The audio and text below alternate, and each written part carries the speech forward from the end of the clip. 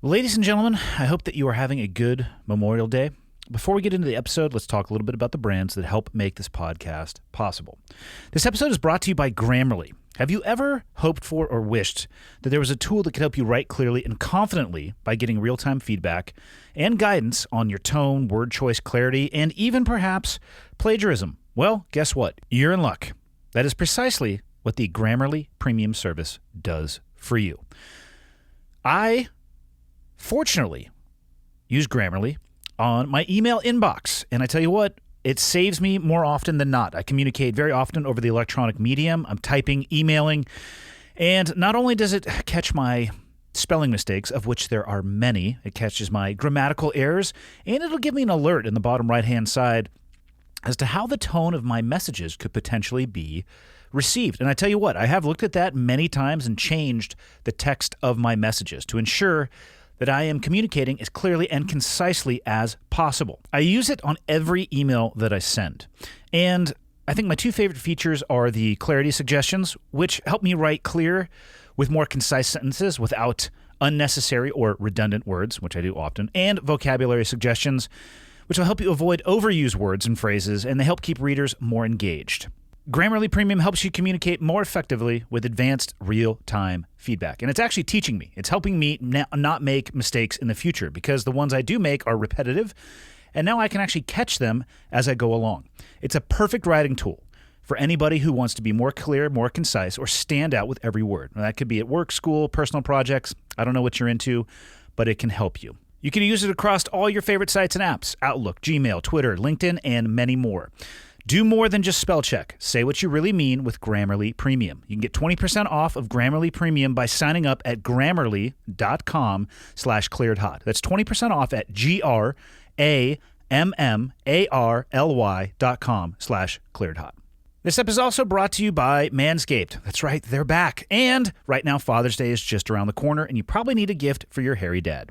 Make your dad proud this year and get him and yourself, if you want to, the Manscaped Lawnmower 4.0. That is correct. You heard me correctly. The 4.0. 20% off and free shipping with the code ClearedHot at manscaped.com. Manscaped is the only men's brand dedicated to your below-the-waist grooming, and it just launched their new Lawnmower 4.0. Imagine, if you will, surprising your dad with a sleek, well-designed, and optimized body hair trimmer that says, "Your balls will thank you," and maybe somebody else will too. The 4th-generation trimmer uses a cutting-edge ceramic blade to reduce grooming accidents thanks to their advanced skin-safe technology. You might ask yourself, how is the Lawnmower 4.0 different from other trimmers?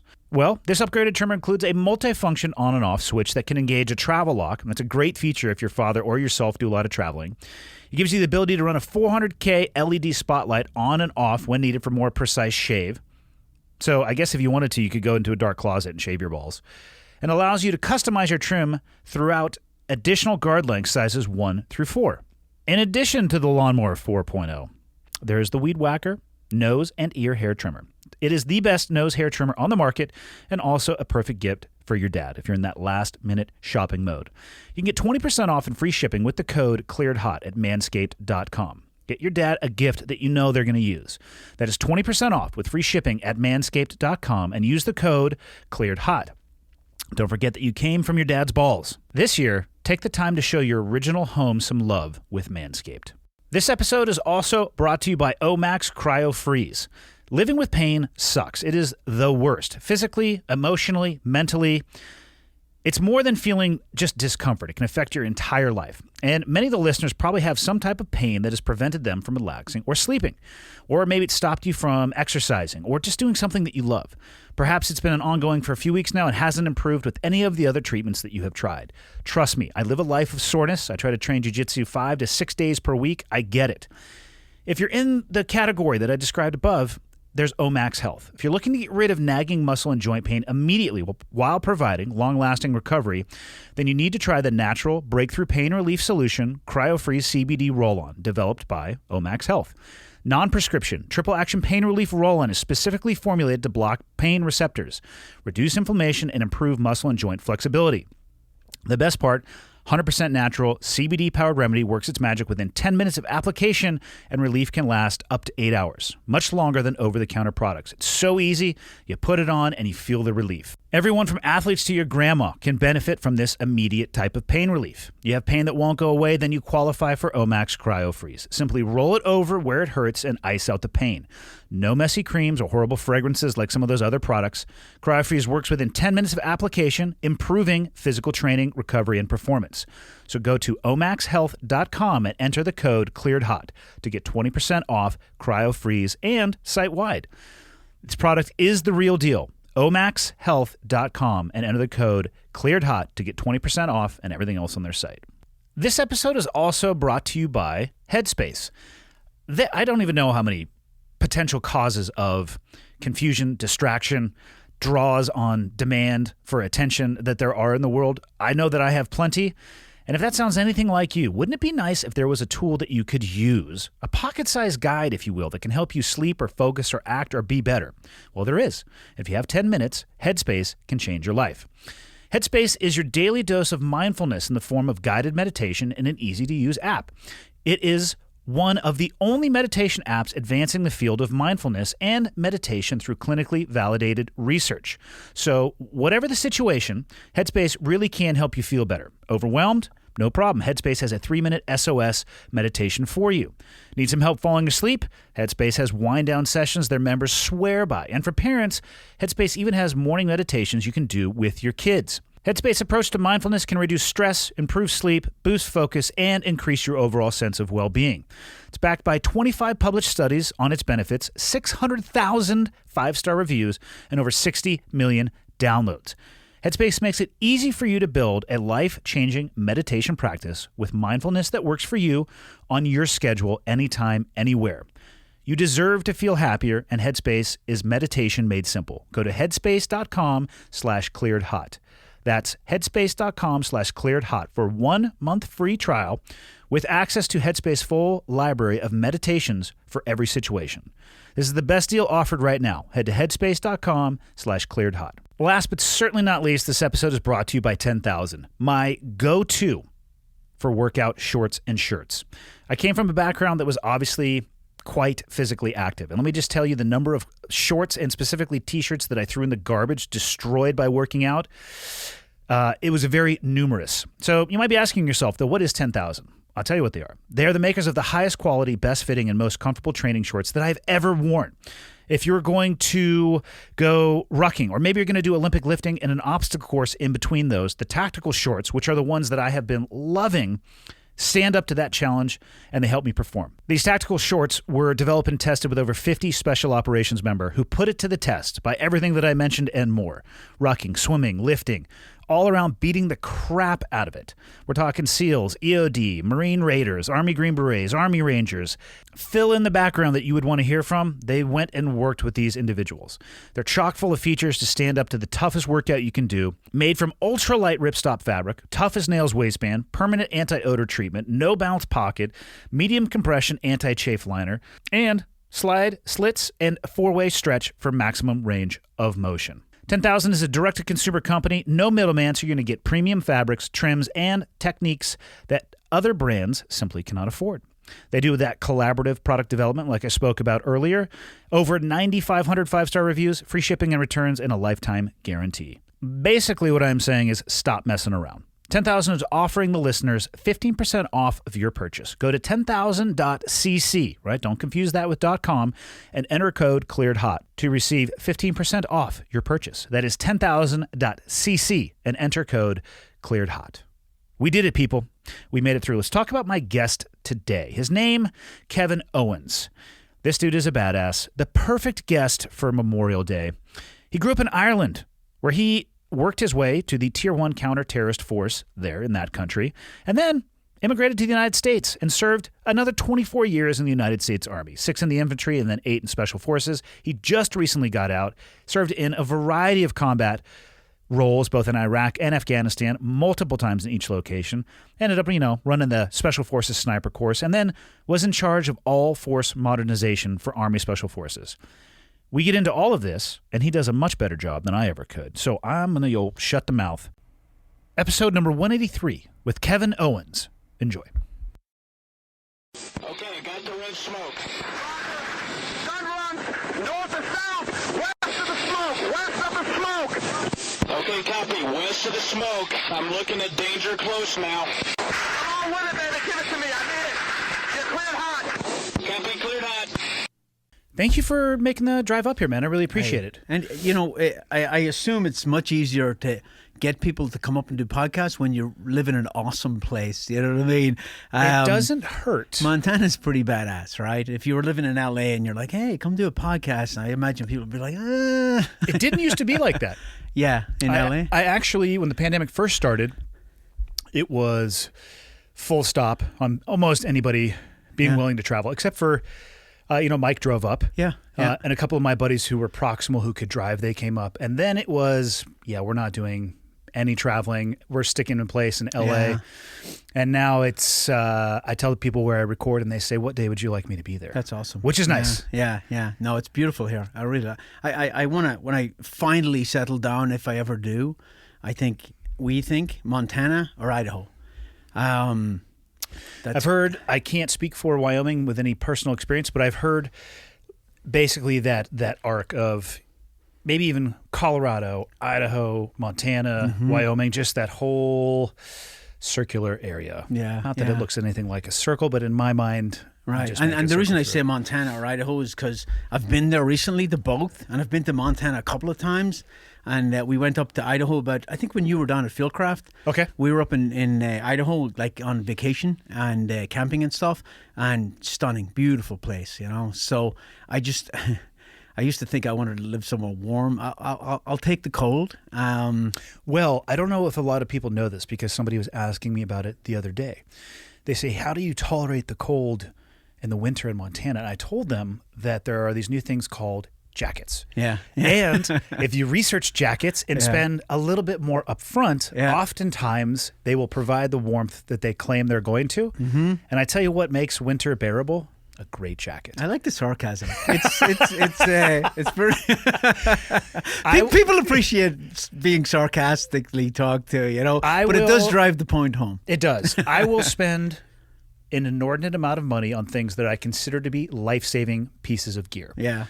Parachute systems, like my personal ones. The military, I think they buy a little bit more in bulk, and they also, as I'm sure you know, an automatic activation device, right? Of course. I mean, that's basically a $1,000 insurance policy. I'm going to take that one. But the military, they buy in bulk, and they just make something that needs to weigh 20 pounds 60, so they overdo it. Yeah. But I'll pay good money for parachutes. Wingsuit for sure. I'm not going to cut corners and say, hey, can I get the... I can make my own. Yeah, I'll make my own. Can you just send me the CAD design? Also, I don't know how to use Adobe Illustrator or any of that stuff, but I'll figure it out. And I'll pay great money for outdoor gear, rain gear. I'm not going to... How many times did you get issued rain gear that when you put it on in the rain, all it did was seem to suck the water from the outside of the rain gear to the inside of the rain gear? Especially in the early days. It's like a trash bag. It's like wearing a trash bag. It was. Yeah. It was terrible. I think I was listening to the podcast with you and Mike, and I think either you went to the SEAL teams in 96 or you came in 96? I joined the Navy in 1996, August of 96. So I joined the Army, the American Army in 1996. So what month? March. Damn it. You're a cherry. I was going to say you fucking new guy, but I was August 1st. Son of a bitch. Well, we had garbage before 9/11, and even a couple of years into the GWAT, we had garbage equipment. Remember the SEAL teams? So, you went conventional Army first and then I did. I was in the infantry for 6 years, Even in the SEAL teams, when I first got in 90, got to the SEAL team, made it through BUDS, got into the SEAL teams late 97. Whew. I look back at some of the equipment that we were issued, and it was the opposite of high speed, low drag. Yeah. It was high drag, low speed. Did you basically get Navy equipment? No. Because you're shooters, and there's not as many shooters in the Navy. Far fewer. I think the SEAL community, they have been trying to get the overall health and strength of the SEAL community to, I think, 2,500. They've had that goal for quite some time. I don't know how many people are actually in the Navy. It's probably fair to say 200,000. So we're talking like 1% the size of the Navy. Yeah. There is almost no gear that I kept from boot camp. I kept my sea bag. What's a sea bag? It's literally a bag, a large canvas bag that you can put a ton of stuff in. You'll see it, the old school days, the sailors with their dog dish hats on their head sideways thrown over their shoulder. Oh, yeah, And like a that's duffel bag. Like a duffel bag. Yeah, That's exactly what it was. I saved that, lost it along the way. I wish I still had it. Probably eBay that thing for like $20. But the gear, no, it was completely different. The only thing other than that I kept were the dress uniforms. Everything other than that was a complete reset because the SEAL community is just the mission set, the medals, the mission essential task list, all of those things completely divergent from the big Navy. Yeah. But I don't know if people caught. You said you joined the U.S. Army in '96. We need to talk a little bit. I mean, I catch a hint of is that a Tennessee accent we have going on over there? I've actually been accused of that. They're like, "Are you from the Northeast?" I'm like, "Yes, I am. Northeastern Ireland. Yeah. Let's go all the way to the way back. All the way back. Yes. Okay. You got enough time? It's a long. I got time. I know. Yeah. So, full disclosure, personally, one of my bucket list places that I have to visit, I'm going to make sure I do this, is Ireland. Yeah. I've been to a lot of places, as I'm sure you have in your military service, most of them not hitting the 5-star review. No. They're at like 0 stars or with like flashing red warnings saying don't go here. I have been to Scotland, traveled a pretty good amount over in Europe, whether it's Italy or France or Switzerland or UK. I really enjoy Europe, but I have to get myself to Ireland. That kegerator right there is full of Guinness, which right now at the I've been to the brewery in Dublin actually. I've heard two things. One is go, and the other one is don't. The people who say go is they say it's a great experience. They teach you how to pour a pint. The people who say don't go say it because it ruins your experience for Guinness later on because the Guinness that you get there is so delightful that you can't replace it. I would say both of those statements are probably true. We went and I'll get to that point, but I went as part of a military thing where we all jumped in an army truck because our base we were training at was right across the other side of the Liffey River. And we took this army truck, 5-ton truck, and we drove around because we were killing time. And we all went and got hammered drunk, including the driver. SOP, right? What could possibly go wrong? And I don't like Guinness personally. I'd probably never. What? Hey, hold on. Do I need to edit this out? Are you allowed to say that? Well, yes. I've burned some bridges now already, but I never really, acquired the taste. I always found it very heavy, and I've drank a little bit of beer in my life, but I'm a lightweight. But when we went there, the Guinness they gave us there was like phenomenal. It was like... That's what I've heard. Oh, it's badass, yeah. And of course, they're going to give you the best of the best of the best, but it may ruin you. But if you've had enough practice, and if you have a kegerator of Guinness in your studio, I'm thinking you're pretty practiced at the Guinness, so you'll probably be okay. I'll be okay. I need to go to see it for myself. I'm willing to write them a large check to let them, to allow them, or for them to allow me to swim in the tank of Guinness. Like, just give me a little bit of time. Like, how much money are we talking? Yeah. No, I've just heard great things about Ireland. Yeah. And it's cool to go in and they go through the whole history of it and the advertising and all that, as I remember, because I was pretty hammered. But it was a pretty cool experience. See, I remember it to this day, and that was probably 87. Probably. How old are you? Why'd you gotta ask? I'm kidding. I actually don't know if I'm allowed to ask. I'm 54. Okay. Mm-hmm. Do you feel 54? Sometimes I do because mentally, no. That's more the question. Physically, I have a lot of injuries just from years and years and years. I've pretty much been a soldier for about 35 years in 2 armies and some contracting stuff and, parachuting and all that stuff. It does take a toll on you. It's a lot of mileage. It is a lot of mileage, right? And I see other 54-year-old guys. I think Joe Rogan's 54 and he looks way better than me. He might be taking some things now. Shh. He is very open and honest about it, so I don't feel bad about saying that. And I would take it too if I could afford it or if I had a hookup. But no shit, right? I have. The way the VA math works, where it all compiles, right? So you get 50%, and then you get another 50%, but it's 50% of what's left, so it's 25%, and it has to. So you need actually 240% to be 100%. To be 100%. I have 400%. Holy cow! Yeah, well, 50% of that is TBI. I have some pretty severe TBI from explosions, and some of that is IEDs. A big chunk of that is breaching charges. Yeah, because we were all tough, right? We were tough guys. Interior breach. I'm just going to suck it up, and it's going to rock my world. Yeah, what is this minimum safe distance taped on this charge? That means nothing. Right? Yeah. What is it? Why does it say 15 feet? I'm fine. Yeah.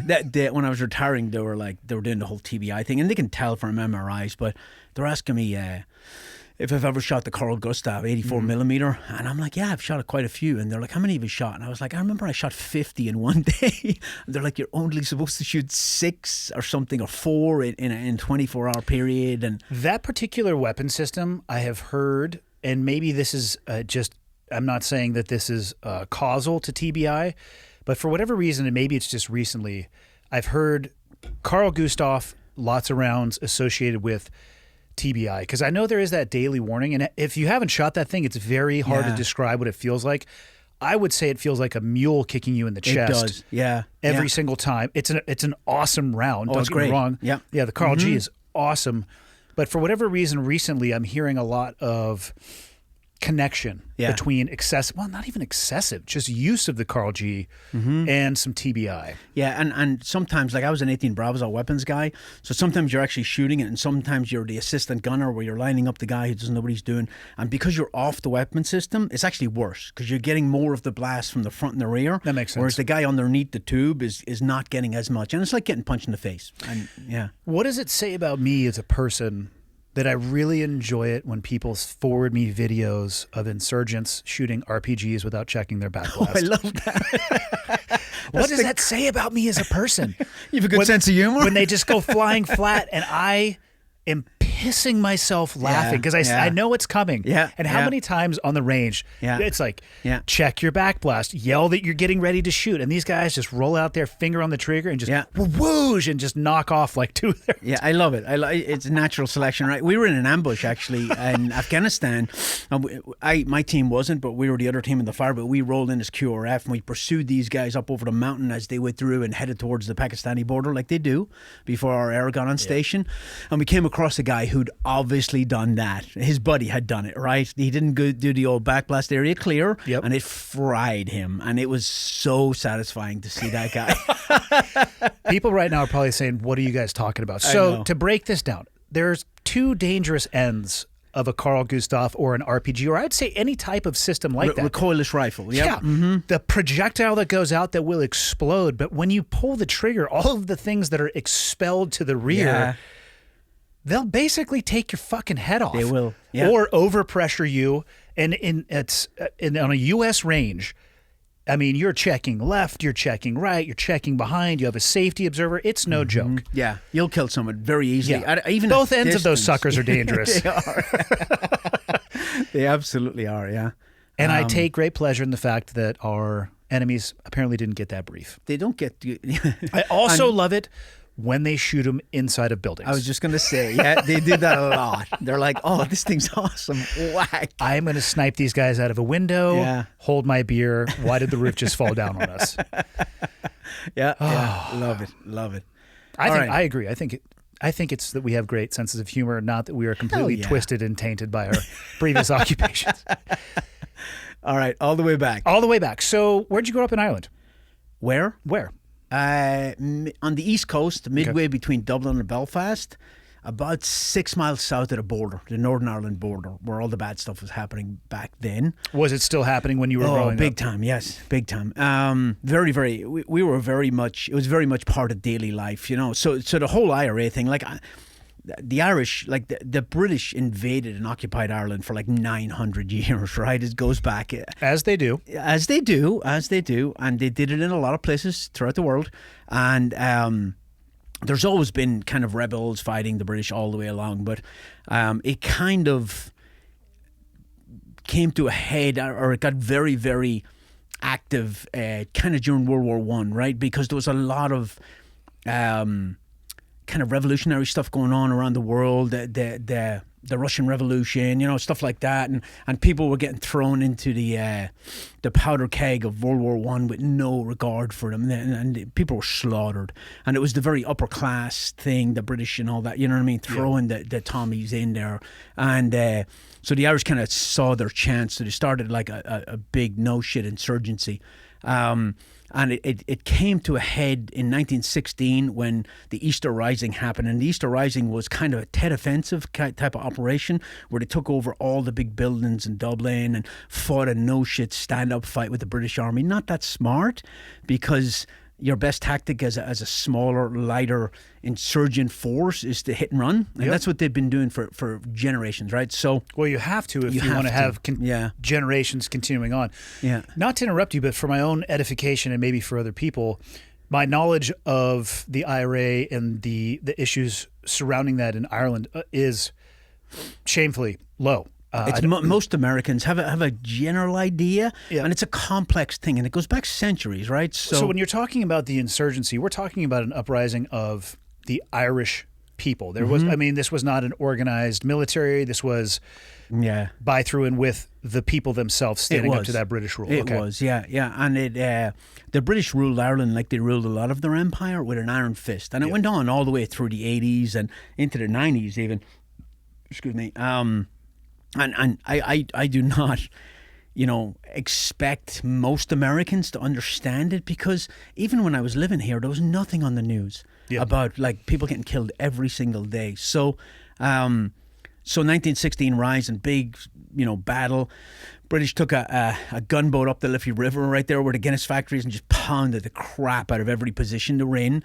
They all got killed or captured, and the ones that were captured were executed in big numbers, but it in the same way the Tet Offensive did, it changed the public opinion of the war going on, right? So you can say it was a success or a failure, but in the same way the Tet Offensive decimated the North Vietnamese army and the Viet Cong, and they almost had nothing left.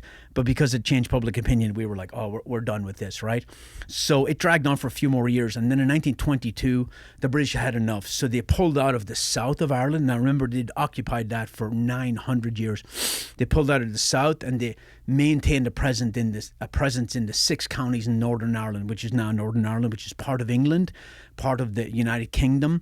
But the southern part of Ireland is a republic, right? A complete republic. So some parts of the IRA looked at it as a stepping stone to getting the British out altogether. Another segment of the IRA kind of thought that the guys that accepted that sold all the people out in the north, and as soon as the Brits pulled out, there was a civil war in Ireland, and a lot of people died, including Michael Collins, who pretty much led that insurgency in the south, right? So fast forward, and went through World War II, and things were happening, but in 1969, it really kicked off again, and it started as a civil rights movement in Northern Ireland, because Catholics in Northern Ireland could not get jobs in the government, they couldn't be in the police, they were very, very much second-class citizens. So it kicked into the 70s, and then it got very, very violent, a lot of bombs going off, and that's the era I grew up in. And went all the way through the 80s when Margaret Thatcher sent the SAS over into Ireland to kill, to do the stuff that we did in places around the world, which turned more people against them and all that. And then it went forward and forward and forward. And then in about 96, I think it was, they kind of came to a peace agreement, and it was on and off for a couple of years, and it's holding right now, but there's still that Catholic Protestant thing, which is still bubbling under the surface. And you think, oh, we're all living together, happily ever after, but there's massive walls. Until you're not. Yeah, there's massive walls like we had around Sodder City. We're talking actual physical walls, not metaphorical walls. Huge, like 50-foot walls that separate Catholics and Protestant neighbours. Now, in the south of Ireland, again, I live like 6 miles south of the border. Catholics and Protestants live next door to each other. Nobody cares. But it's been ingrained in generation after generation of kids, and it's very hard to break that cycle. And hopefully it's been broken. But I think as long as the British government are occupying the northern part of Ireland, there's always going to be trouble. Now, bear in mind that I don't know what the percentage is, but the majority of people in Northern Ireland that live there are Protestants. and they want to be part of England, right? And now the whole new shit show is the Brexit thing, right? So England's out of Brexit, right? They're not part of the EU, which includes Northern Ireland, but now the southern part of Ireland is part of the EU. So smuggling routes and all the border checkpoints, and they're saying if the checkpoints go back up, the guns will come back out, and yeah, it's still bubbling under the surface and very volatile. It sounds like it. I suspect that, well, I guess I can't suspect. I guess I would hypothesize that it probably will boil over at some point in the future. There could be, who knows what it will be. I mean, who knows what it'll be in this country. I mean, you see a lot of people with different ideologies and belief, and it takes a pressure point or a pinprick in something that seems to spill out into a hell of a lot more violence than I think a lot of people were planning for. And I think people who talk a big game about, you know, anti-government or violence or all that have not lived through it. I mean, you have lived through it in many countries, but I lived through it in my own country. And violence and killing every single day, the population becomes completely numb to it. Yeah. And they don't even notice after a while. But if you're into that, like if you have an interest in that kind of insurgency, counterinsurgency type thing, Northern Ireland is a fascinating study. There was operations on both sides up there that are just fascinating. Like, it's easy to be an insurgent, honestly. All you do is sit back and drink beer and think of ingenious ways to attack the government forces or the enemy or the occupying force. Well, let's be honest. How effective would you and I be individually, not even paired up together? Yeah. Obviously we have some, I don't know if benefit would be the right word, but we have a history of education, whether it be in insurgent ideology or tactics, demolition, infrastructure, disrupting communication. It doesn't take that many people. You take a handful of people who know what they're doing, and it can derail. It can, and you can sit back, and if you're unsuccessful, no, it doesn't matter. If you're successful, you take credit for it. If it doesn't do what it's supposed to do, you can just deny that it was you. It happened all the time, right? That wasn't us. Like, there'd be the IRA put a big bomb in, let's say, at an event, like a changing the guard or something, and then it'd go off, kill a bunch of civilians. And this has happened more than once. And then the IRA would come out and say, that wasn't us. That was the British who came in with their detection equipment that pushes out frequencies to try and trigger bombs that are remotely fired. We do it as well. It's not classified. And they detonated, where the British are like, the IRA detonated purposely to kill civilians, right? So it's back and forth. And it's this information war that whoever gets their message out there and whoever controls the mind of the people. I find people get numb to that as well. They do. Just like they can get numb to the violence. Yeah. And I see this in our own country where left and right, and trust me, I have criticisms of both sides. As do I. But the messages are so different and conflicting that I see a lot of people, to include myself a lot of the time, and knowing how dangerous this is, going, I can't do it anymore. I don't care. I'm going to put my nose down in the sand. I've done that too. I've been like, I used to be a news junkie. I used to be in the news every day. And now I actively avoid it because it just makes me pissed off, you know? And the only thing I think is a danger of that is if you can get people to not pay attention, that's a perfect time to maneuver. It is. As you well know. It absolutely is. And I feel bad for not paying attention sometimes, but I can't do it. It wears me out. And when I retired, I've only been out 1 year out of the military, right? And my goal was to have a stress-free life. And then I started working for Mike Glover, so that wasn't happening. Say, how's that working out for you? God. So the violence that was occurring during those time periods, was a lot of it bombing, or are we talking complex ambushes as well? So strategies change, right? An insurgency will sit back and they'll try something. That's not working. Let's try this. And Al-Qaeda did it. The Taliban did IEDs. it. IEDs. So it's funny because when 9/11 happened and we started going to Afghanistan and the U.S. military had not dealt with IEDs that much. I grew up with IEDs. I've been to schools that showed me how to build IEDs. Like, if you case study the IRA, some of the most ingenious terrorists you've ever seen in your life. I got tons of stories that I tell at work. Sometimes people are like, "Oh my God!" Yeah. Like, and it's very, and again, not giving away secrets. This is all open source stuff, but it's very simple to detonate an IED. There's 1,000 ways, right? And not be there when it goes off. That's the trick, right? So, one of the most simple things is you take a clothes peg, and it's a matter of completing the circuit with positive and negative, right? So you take a clothes peg, right, or clothespin, and positive, negative, like that, and you put something non-conducting, like a piece of paper or a piece of cardboard or a piece of wood in the middle, and now it's running to a tripwire. Somebody trips it, you complete the circuit, right? But they used to use that a lot for arming switches, right? So you have a box with an IED in it, and the bomb maker is not in placing the IED. He's too valuable to the organization. Sure. You get a kid who's trying to prove himself, he puts the bomb in, he arms it, and he leaves. If he gets rolled up, who cares, right? Yeah. And there's 100 more waiting to prove themselves, right? But what they used to do is, if you imagine like a wooden box to simplify it, and there's a hole in the side, and then the arming switch is on the inside with the piece of material and a cord that comes out. So you put the bomb down, you pull the cord, which completes the circuit, which arms the system, and you leave, right? So they were having problems with kids would lose their nerve. They'd put the bomb in, they wouldn't arm it. And now the British come in, they defuse it, and they got all that physical evidence. They can reverse engineer it as well. Yes, they can, and they know what they're dealing with, right? So what the IRA started doing was putting the kid's name and address on the arming switch. So so he has to retrieve it, right? It's all about the correct motivation. God damn. It is, right?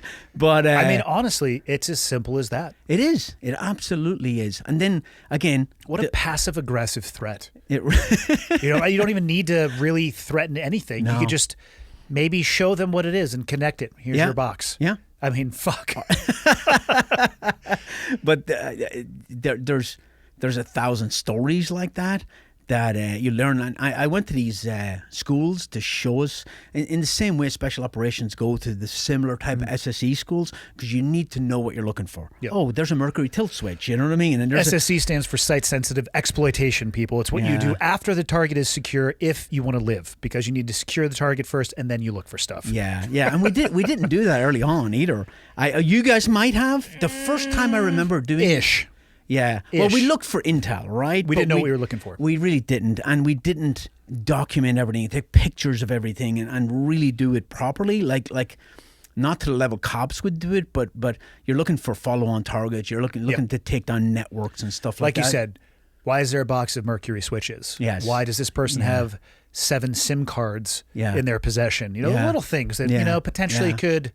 be a red flag. Yeah, and then we used to when we didn't know, we just took everything, right? And then you drop it off at the intel guys who love that stuff, and they just dig through it, right? I assume they love it. Why would they do it, right?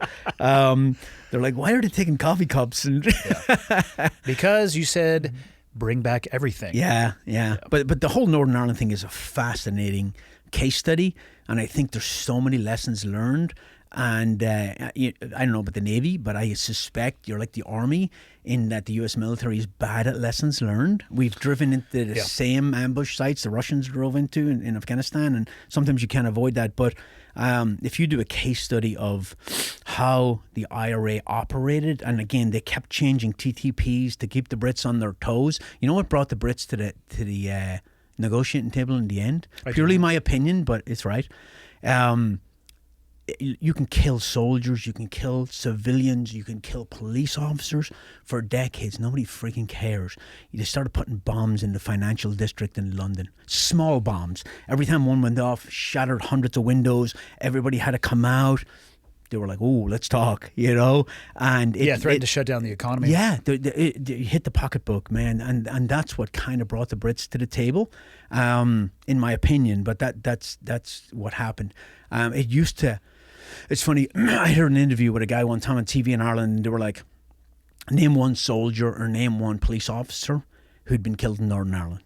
And the guy couldn't do it, right? And he said, what was the name of the dog? There was a dog somewhere that was on the changing of the guard with the British, and a bomb went off and the dog got killed, and everybody knew the dog's name, Fuck. But people get numb to it. And they got numb to it in this country too when we were heavily engaged in combat. But I get back on track. I grew up in Ireland, like 6 miles south of the border, very much in days. I remember going to school and there was hunger strikes going on. Thatcher came in and the IRA wanted political prisoner status, and the British treated them as criminals, common criminals, right? And a bunch of them went on hunger strike in the prisons in Northern Ireland, which are political prisons, right? And you can say what you want, but it takes some balls and some courage and some intestinal fortitude to refuse food for 60-something days and fade away and die, because they were giving them like really good food and they were trying to get them off because there's publicity. But Thatcher was the Prime Minister of England at the time. She just let them all die. 18 of them died before they called it off, and they knew it wasn't going to work, you know. I don't know if there's a more savage way to end your own life than going that route. It's hideous. More protracted, painful, just hideous way to go out. Yeah, again, I am not pro IRA. I'm not, but you know, to be able to do that and suffer that and go through that, I think Bobby Sands was the first guy to do it, and I think he lasted like 64 days. Before he actually expired, which is a hideous way to die. And then Thatcher sent the SAS into Northern Ireland to basically bring the fight to the enemy, right? And the whole shoot to kill policy came out, where they'd roll up IRA guys and they'd just kill them, and they'd say, well, they were just an arrest or whatever, you know. And it kind of backfired. I understand why they did it, but it kind of backfired a little bit. And then they sent an active service unit, 2 men and a woman, to Gibraltar in Spain, which is a British colony, and they were going there to do a recce to blow up the changing of the guard. And excuse me, I was in the Irish Army at the time. They went in. They had no weapons, no bombs, nothing, and it was purely a recce. It was a PDSS, right? And as they were doing it, the SAS were tracking them, and they were told kill them. And they walked up to them in broad daylight. You can look at YouTube, and it's called the Gibraltar killings. And they walked up to them in broad daylight and just shot them dead. No shit. And like shot them like 20, 25 times. And they were carrying Browning high powers, which carries 13 rounds, I think. Yeah. And they reloaded. And it was a warning to the IRA: do not do this outside Northern Ireland. Very public one. Yes, very public. They publicly executed them, right? Which that was a crazy time. The bodies of those 3 IRA came back into Belfast and into Ireland, came into the south, came into Belfast, and they had an IRA funeral for them, which is a big publicity stunt where they'll get guys in uniforms and balaclavas and they'll fire over the graves, and the Brits always try to stop it because it's a publicity win for the IRA. So when they were doing that and they were having this IRA funeral, a Protestant guy who was a nutcase came into the funeral with hand grenades and pistol and started just shooting people. And it's on video. You can see it. You can see him running through the cemetery and a bunch of people running after him, and he just turns and shoots, throws a hand grenade, runs again. And they end up rolling him up, and the Brits arrested him. He went to prison, but he got out when they had the peace treaty. They let everybody out of prison, right? But he shot a bunch of people. And then a week later, this is like a crazy bracket. A week later, they were having another funeral for all the people he killed, another IRA funeral. And 2 British intelligence officers drove into the funeral, and the IRA were checking cars because they didn't want it to happen again. Yeah. And they boxed these guys, again, it's on video. They boxed them in with these big black taxis, and you could see the Brits coming out, and they fired shots in the air, and the mob they killed it. The mob killed them, you know. So it was very much, for that whole span of me growing up, it was very much in the news every single day. That's what you just described. That span of a week sounds eerily similar to both Afghanistan and Iraq at certain time periods. Yes, it does. When those Blackwater guys were pulled out of the car and burned on the bridge and stuff like that, yeah. Or even just the way, the Sunni Shia violence that would occur in Iraq and things like that happening, targeting funerals, them doing their own VI, vehicle interdiction stuff, and just yanking people out. I mean, yeah, it's horrible. I'm sure you've seen plenty of street corners, whereas as I have too, that are still red from dudes getting their heads lopped off. Yeah, it's like, and a lot of people think that Northern Ireland is Catholic and Protestant, and it is, but it's a byproduct of the British occupation, right? So, what you get there is you get 2 factions who have an excuse to hate each other, and then you'll get, both sides are guilty of it. You'll get Protestant guys that load up with guns and they'll drive into a Catholic neighborhood and shoot the first person they see. Doesn't matter who they are. And then the Catholics will do it to them, and it just goes back and forth. Well, and then they, of course, escalate. They shot one, so we'll shoot 3. You shot 3, we'll blow up a bus. Mm-hmm. It's absolutely horrible. I have one more story, and then we move on. There was a buddy of mine that was in the army. So I joined the army in 85 in Ireland as an infantry guy on the border, patrolling the border and stuff, right? And then I went to special ops in Ireland. After that, we get to that. But a buddy of mine who was in the infantry with me, he was playing Gaelic football, which is kind of like a hybrid of soccer and rugby. And then you just take all the rules away, and then you have Gaelic football, right? But he was playing out on the border in this place, Crossmaglen, which is like they call it bandit country, notoriously violent place. But he was just south of the border, and you could actually see. I used to patrol out there all the time. You can see the British Army OPs on the border, and that a border is a line on the map, not a line on the ground, right? But they were on the field, and they were playing this team that were from that area, right? Violent pipe hitter type guys, man, like no joke. But they were ready to go, and the ref was there, and half the other team were there and half were missing, and the ref's looking at his watch. He's like, we gotta call this. And a few minutes later, boom, an explosion goes off up like a mile away in Northern Ireland, and a car pulls up like 5 minutes later, and like 5 guys jump out of the car already dressed in their sports gear, and they run onto the field and start playing. Talk about intimidating the other team. Yeah, damn. Yeah, I know, right? So growing up around and being around that type of violence, I'm almost surprised that you wanted to go into the military. Where did this desire come from? Yeah, I think so. How I didn't get pulled into that as because I'm going to say it's true. You could have gotten pulled in the other direction very easily, right? I think I was far enough south that I wasn't close enough to the border, but there's lots of people from all over the whole country that get pulled into it. I think my old man was very anti. Now that I look back in it from a distance, I think he kept us out of it, because none of my brothers, I come from a massive family, 14 kids, 8 girls, 6 boys, right, plus parents. None of us got pulled into it, but I know people who were pulled into it. I know people who went to prison. So I didn't get pulled into it that way, and I don't know how I avoided it. But as far as going in the military, that's a drawing that is universal, right? It's the same reason you went in the Navy. It's that. But it's not everybody has it. No, they don't. And it wasn't about service. Here in America, it's very much about serving your country and service.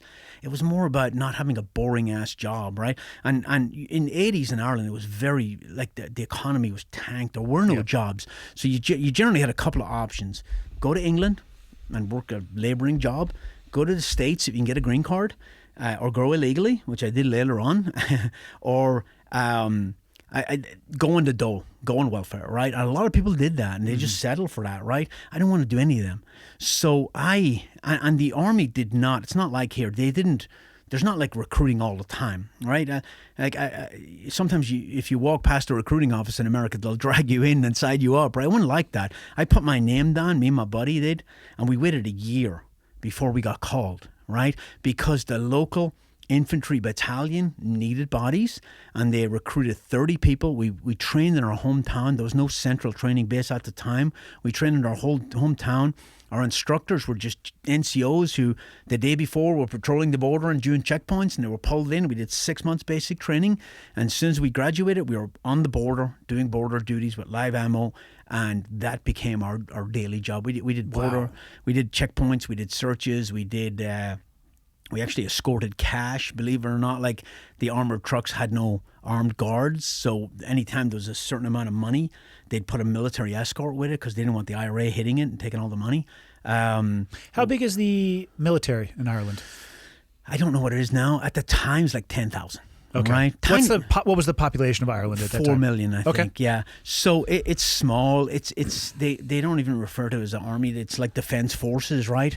It's but it was incredibly, now when I look back at it, it was incredibly passive for a country that was riddled with terrorists and had bombs going off every day, but mostly in the north, right? Mm-hmm. So the Irish government's kind of philosophy was, we won't mess with them if they don't mess with us, right? They were very hands-off with the IRA, because the IRA, and I don't know this to be official, but I've been told this, they had a policy never to get in like gunfights with Irish security forces, because politically it would destroy them, right? It would hurt them, right? Yeah. So they'd sooner give up rather than kill soldiers, right? And when you're escorting, $1 million or £1 million at the time, in cash, and you have 2 Land Rovers with 4 soldiers in each, the IRA could have took that out in a heartbeat if they wanted to, but politically it would destroy them. They have to go through those 8 soldiers and kill them all to get to that cash, and it just wouldn't be worth it, right? They would have won the battle but potentially lost the war. They would, absolutely. And they're very, very savvy, as most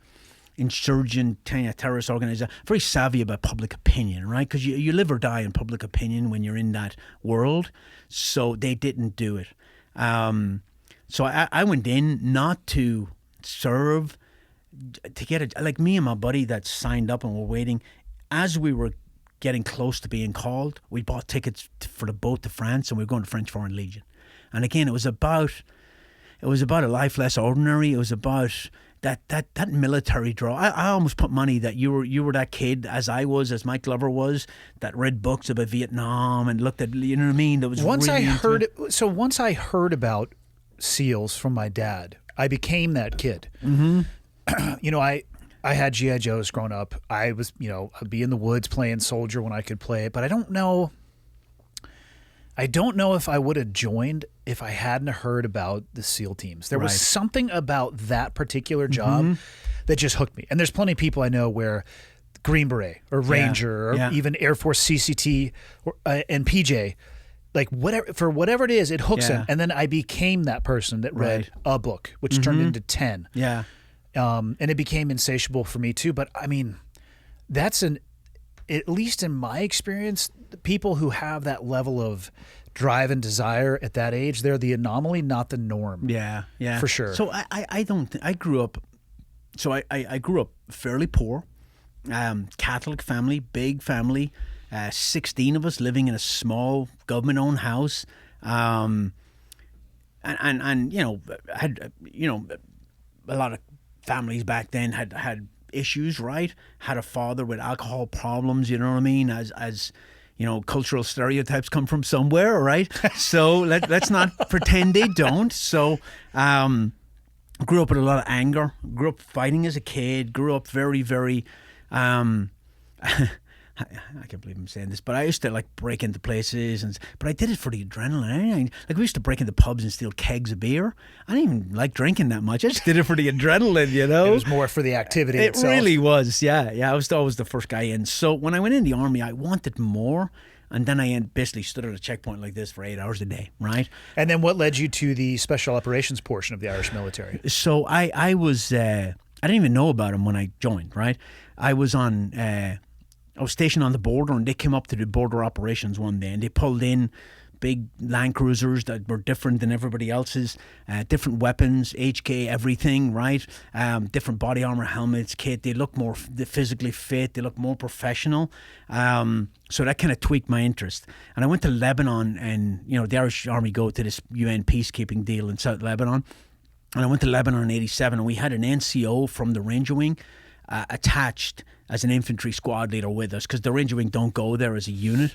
And he was kind of a mentor to me. He was older than me, but he was like super professional and very, very mission focused, whereas most guys weren't. It was a job. They just wanted to get through their day, right?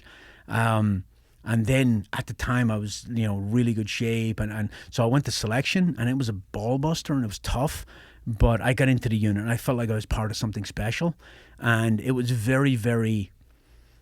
It was almost more like GIGN or GSG9, like counter-terrorist police force. I was going to ask you, what is the mission of that unit? Yeah, so they had two roles, and I don't know what it does now, honestly, but they had two roles. They call it like the black role and the green role, right? The black role was all the freaking black ninja freaking suit with the black balaclava and the MP5, and it was very, very counter-terrorist, hostage rescue, FBI HRT inside of Ireland. So they could. Yeah. They had a charter where they could work inside of. Yeah, most European countries do. It's very interesting. Obviously, because of posse comitatus here, it's not something the American military do, but most European countries will do that. The SAS do hits inside their country too. I had a guy on recently, Jeff Depetit, who was at the JTF2 unit in Canada. They have a charter to work inside. Yep. They sure do. Yeah, and so you know, the American system is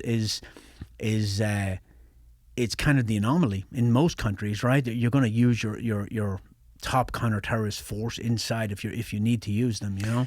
Do you think we should inside of the U.S.? I think so, but yeah. You want to unleash CAG guys on Detroit? I don't know if Detroit's ready for that. I don't know if they are either, man. We can lay some scunion when the time comes, you know? God, I don't ever want to see that happen. Well, that's why they put the FBI HRT in the Justice Department, right, and give it to the FBI, because they want, you know, law enforcement to own that piece internally, and so they try to I mean, FBI HRT have trained with SEAL Team 6 and CAG and all that. Yeah. And they've tried to mimic that. I don't know if they've succeeded or not. I mean, we have SWAT teams all over this country, but they're not at that level. They're very... I think it might be better unless they completely change the training, because let's be honest. Yeah, you're even right. at the highest levels, You're right. they don't have an understanding of law. Yeah. So, you're right. You know, I think it needs to stay with a specialized unit that comes from law enforcement, because I don't know. The guys that I worked with, the civil rights that people have may be trampled on a little bit. Or a lot, right? And I'm not saying that meaning that we worked with psychopaths. What I'm saying is we had a very targeted job that I actually think it made it easier, because we always had ROEs, we always had the UCMJ and all of those things. But I think it made it easier. Law enforcement works in a very restrained and constrained environment. As you know, you work with them. Yeah. I think their operations, like at a boots on the ground level, are more difficult oftentimes in the military, because they are oversight, transparency, news helicopters overhead. Yeah. And you have, It's better to you're not leave it to wearing a them. body cam. Yeah. And the guy left and right of you is the same mentality as you, and you basically never question the shooter, right? Like, and the world is not black and white; it's grey, especially the special operations world. So you do need that. Yeah, so probably better to have law enforcement. I like where your head's at, Do though. that. Well, initially I thought of certain groups, and I was like, "Oh, that'd be awesome." Yeah, and I'm then like, I was we'll fly little birds into downtown Boston and handle some shit. It's like, I'm not saying I'm totally against that, but let's think this through. Yeah, you'd be like, okay, you're not allowed to drop a JDAM in Boston, you know? Yeah. So when I went to selection, people asked me, was selection in America harder than selection in Ireland? It actually wasn't, but it was partly I was older and more mature, and I knew what I was getting into. Back then, I really had no clue. And which I think is oftentimes the most difficult portion of any selection. Is the unknown. Yeah. It's if I tell you, hey, we're going to go run 10 miles, you're like, okay, this sucks and I hate you. But at the end of 10 miles, it's over. Yeah. If I say, I'm going to put you through an unknown test and you're going to stop whenever I tell you to, that's a harder challenge to me. Even if they're both going to be 10 miles, the unknown in your head is what will get you. It is. Or you've just rucked 25 miles and the truck is right there and you walk up to the truck and it takes off. Yes. Oh, I'm wise to that one. Right as you just take the rucksack off, it's like, brrr. Yeah. Yes. And there was no internet, you know what I mean? So you didn't know what the hell. There was no... They know a lot more now, right? Yep. But I think I was younger, I was eager, and my body could take more punishment. And back then, the way selection was done, it was just a smoke fest. And honestly, and I put myself in this category because I worked at selection after I get into the unit. We broke so many good guys needlessly. Like, really? Do you need to make a guy hold his ruck up over his head and duck walk up a freaking mountain? I mean, what are you achieving there? You guys went with the harder, not smarter methodology. Yes, we absolutely did. Yeah, we absolutely. And everything's changed now, right? I hope.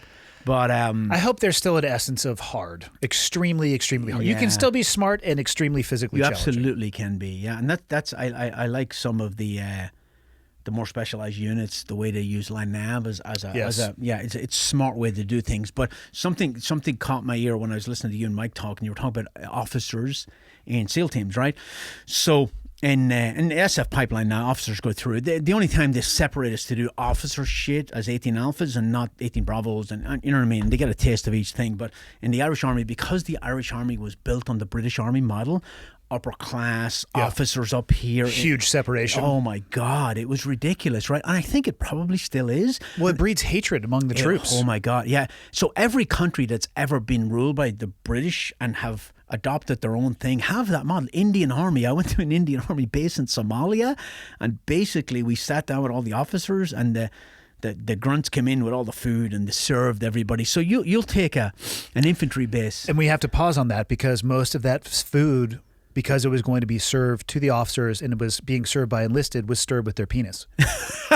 Well, I have a story about that too. I'm just telling people what happens if you create a system that's like that. That's true. Where the lower echelon is like hand and knee serving on the upper echelon. Yeah. I wouldn't eat anything that they give you, nor drink out of any cups that they give you. I did eat that food foolishly, and I knew better. When me and my buddy were trying to go into the Irish Army, we didn't know much about it. So we found this guy, Tony, who was an IRA guy, who'd spent 3 years in the Army, right? Funny fucker, man. This guy was hilarious. But we sat down and talked to him in the pub one night, and we're like, what's it like? And he was telling us, we do this and this. And he was like, sometimes it sucks. One night, me and my buddy, I can't remember what his buddy's name was, they were living in the base and they were going out the gate to go drinking and partying, right? On a Saturday night.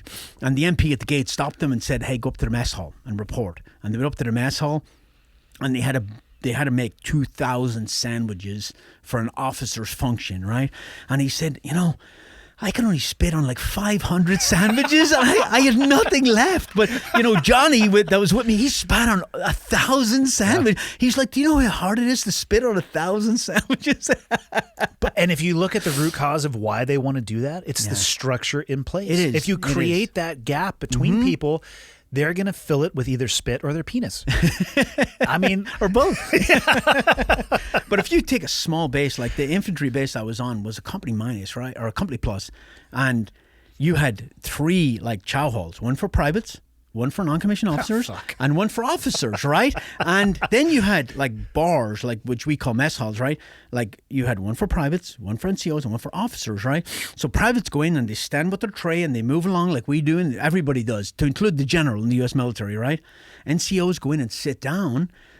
A private comes up with the menu and asks them what you want, and this is and then the officer's mess is completely ridiculous like that, and there's no cross-pollination. It's just not done.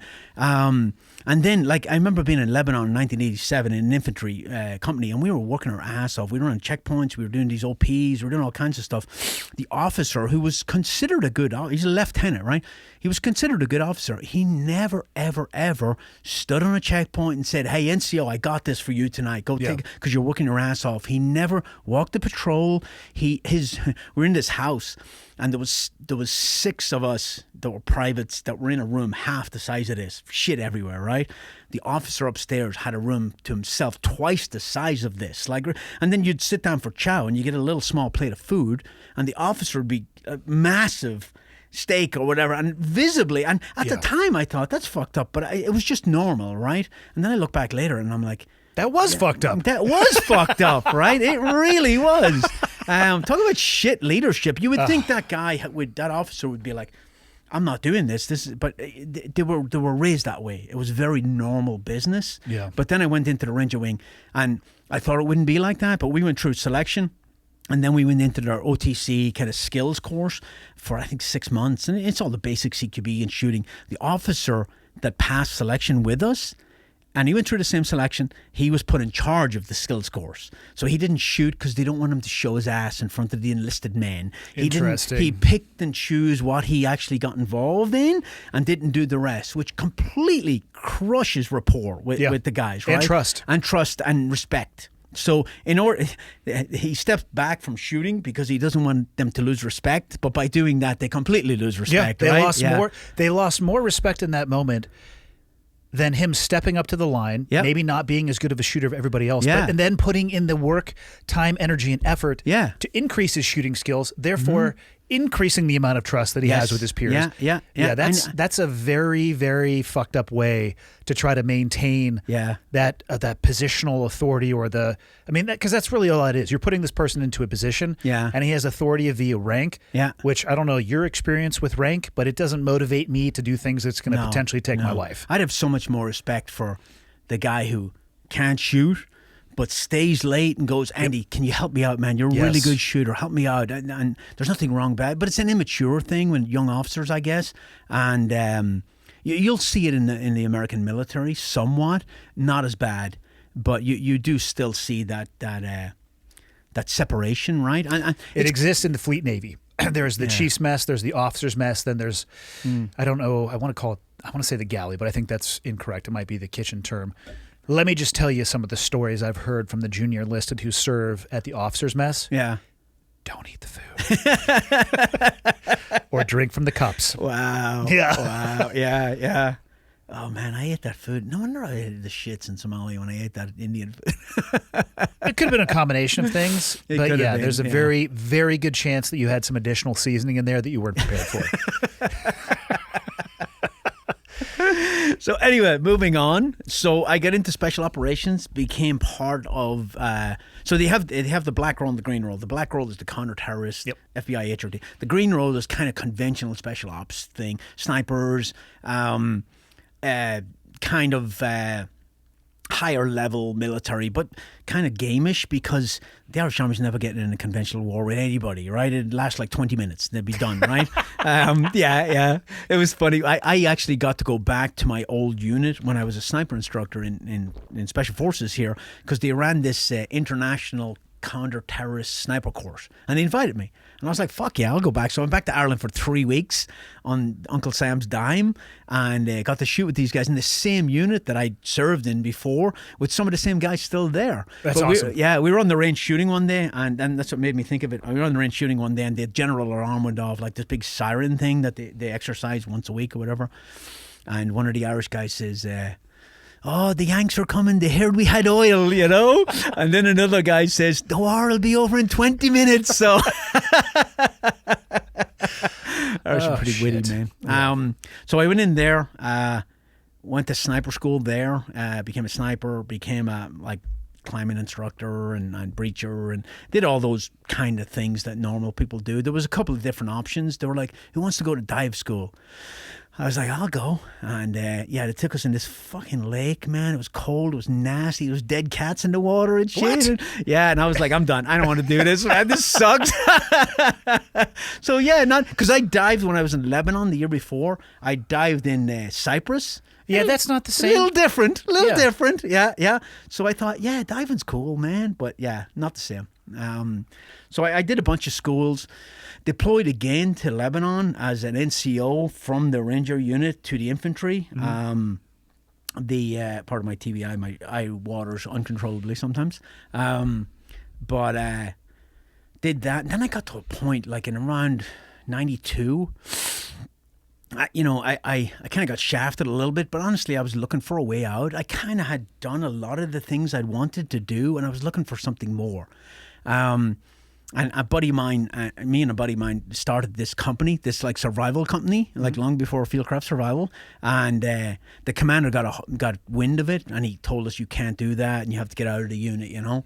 So I was like, fuck it, I'll get out. So I'd been in 7 years at that point. I did 3 years, re-enlisted 3 more years. Is the Irish military similar to the U.S., where if you do 20 years and a wake-up pension involved in that, or is it? No, it's a lot more. Okay. I joined the Irish Army in '85, and there's guys that I served it in the Ranger Wing who are still there. Right now, there's some things they actually do better, I think, than the U.S. military. One is, not everybody's a freaking leader, right? This thing in the U.S. military where if you don't gain rank by a certain time in grade, they kick you out, right? Yeah. Not everybody's a freaking leader. In the Irish Army, you can be a truck driver. Well, let's not confuse rank and leadership, too. Yes, exactly. Yeah. In the Irish Army, you can be a private for 20, 30 years. You get a raise every year. You're fucking awesome at driving that truck, you know? And you're a private and you're happy.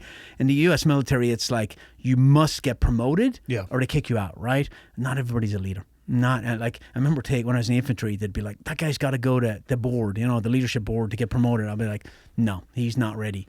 And they're like, you have to bring him. So I bring him and I'd be his sponsor and they'd be like, so tell us why this guy should be an NCO. And I'm like, he shouldn't. Yeah. Glass ceilings, I'm sorry, people, they're a real thing. We all have a potential where we're going to reach the apex. Yeah. And it is not wise for ourselves or anybody around us to exceed that threshold. No, it's not. It's not. I don't like that. So that piece. And then there's the thing where in the U.S. military, if you get a DUI, you get in trouble with civilian authorities, the military will crush you and destroy you. Then you will get crushed in the civilian court. Yes, you'll get double whammy, right? Over there, you get a DUI, civilian courts take care of it, right? Now, if you get your license taken away, the Army's going to take away your Army driver's license, right? But other than that, they don't get involved. They just, hey, let the civilians take care of it. I actually think that's a good model. I do. I don't know why we insist on crushing people twice. There needs to be a better balance. Yeah. The fastest way I mean, I got out in 2013, so we're talking almost 9 years. Next year will be 9 years. When I first got in, I don't want to say the DUIs were joked about. Yeah. However, there were a lot of jokes about DUIs. And it's very different. Like, and you know, people would say, "Oh, you know, you can't make E7," which is the big jump in the Navy is between E6 and E7, from you know the non-commissioned officer to going up to be the chief petty officer, then senior chief, then master chief. But you'd hear guys say, you know, you can't make chief until you get your first DUI. Can't make master chief or be a command master chief until you have 2 DUIs. I bet it's different now. Probably the number one ejection seat ride that you're going to get out of at least the Navy Special Operations community is a ARI, alcohol-related incident. Yeah. I mean, they're going to strap you into that ejection seat. They're going to hit the button. Yeah. I actually, man, I don't know of anybody who has been able to hold on when they, like you would think, and I know some pretty impressive people who got strapped to that ejection seat and just got ejected out of the community. It doesn't matter if it's like 0.1 over or it's like he was completely shit-faced and he freaking, you know. Yeah, there really wasn't a lot of nuance in dealing with that. It was that interface with the civilian authorities. It made its way back. Obviously, it does have some interaction with your security clearance and stuff like that. And people do try to hide that. They'll get DUIs and they won't tell, and it'll pop on their next security clearance review. And yeah, you're gonna get booted for doing shit like that. But then also, if you're honest about it, you might get booted too. So it's this weird catch-22. There's a better balance, I think. I don't know if I would completely let the civilians deal with it, and maybe there's certain incidents where the military need to get involved, but there is a better balance where there's zero tolerance. Boom, you're done. The knee jerk. Well, it seemed much. I mean, I don't know your experience. My experience in the military was very knee jerk-ish. That's a cover your ass thing. Yeah. Right? Okay, this is going too far. So what we'll do is we'll make this broad sweeping policy that has no room for that nuance that we're talking about. And then if you end up inside of this circle, see you later. You get flicked off like a tick. You do. So they're the two things that I think we could strike a better balance on, right? So when I, in 92, I was looking for a way out. We started this company. The commander came in and said, to cover his ass, I have, were you an officer in the Navy? Or? Maybe. Okay. I have a problem with officers. But I was enlisted for 12 years and an officer for 5. Okay. So generally, I think personally, there should be an enlistment requirement for officers. Like I said, enlisted for 12. For me, it made, not that I was successful in my career ever, but the few times that I found success, I equate it to my understanding of the military, the mentorship that I received, the vast level of experience that was passed on to me from my mentors. Yeah. I understood how this sausage was made. Right.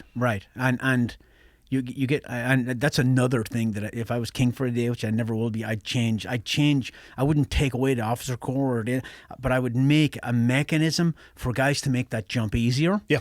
When they're rock stars, right? Just because I know some rock stars, NCOs, and I know some NCOs I'd never let, be in charge of anything, right? The truck drivers. Yes, the truck drivers, right?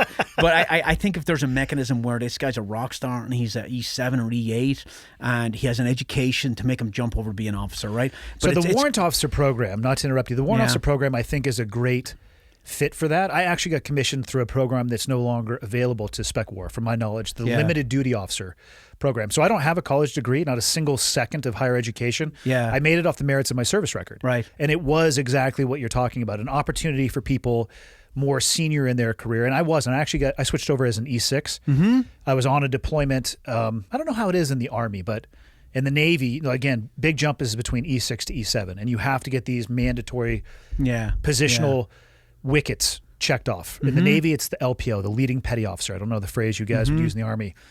I was on deployment with CAG guys, actually. Got blasted in the hip, was not able to finish my LPO tour, so they counted it as incomplete. So I couldn't pick up E7 because my record would go to the board and just get swept aside because if it didn't have the LPO box checked, done. Don't even waste your time. So for me, it was the perfect opportunity to continue on. The program that I had the chance to go through was designed mostly for E7s, E8s, and E9s. They had opened it up for E6s. But it doesn't exist anymore. And I agree with you. I think there's huge value in that enlisted experience.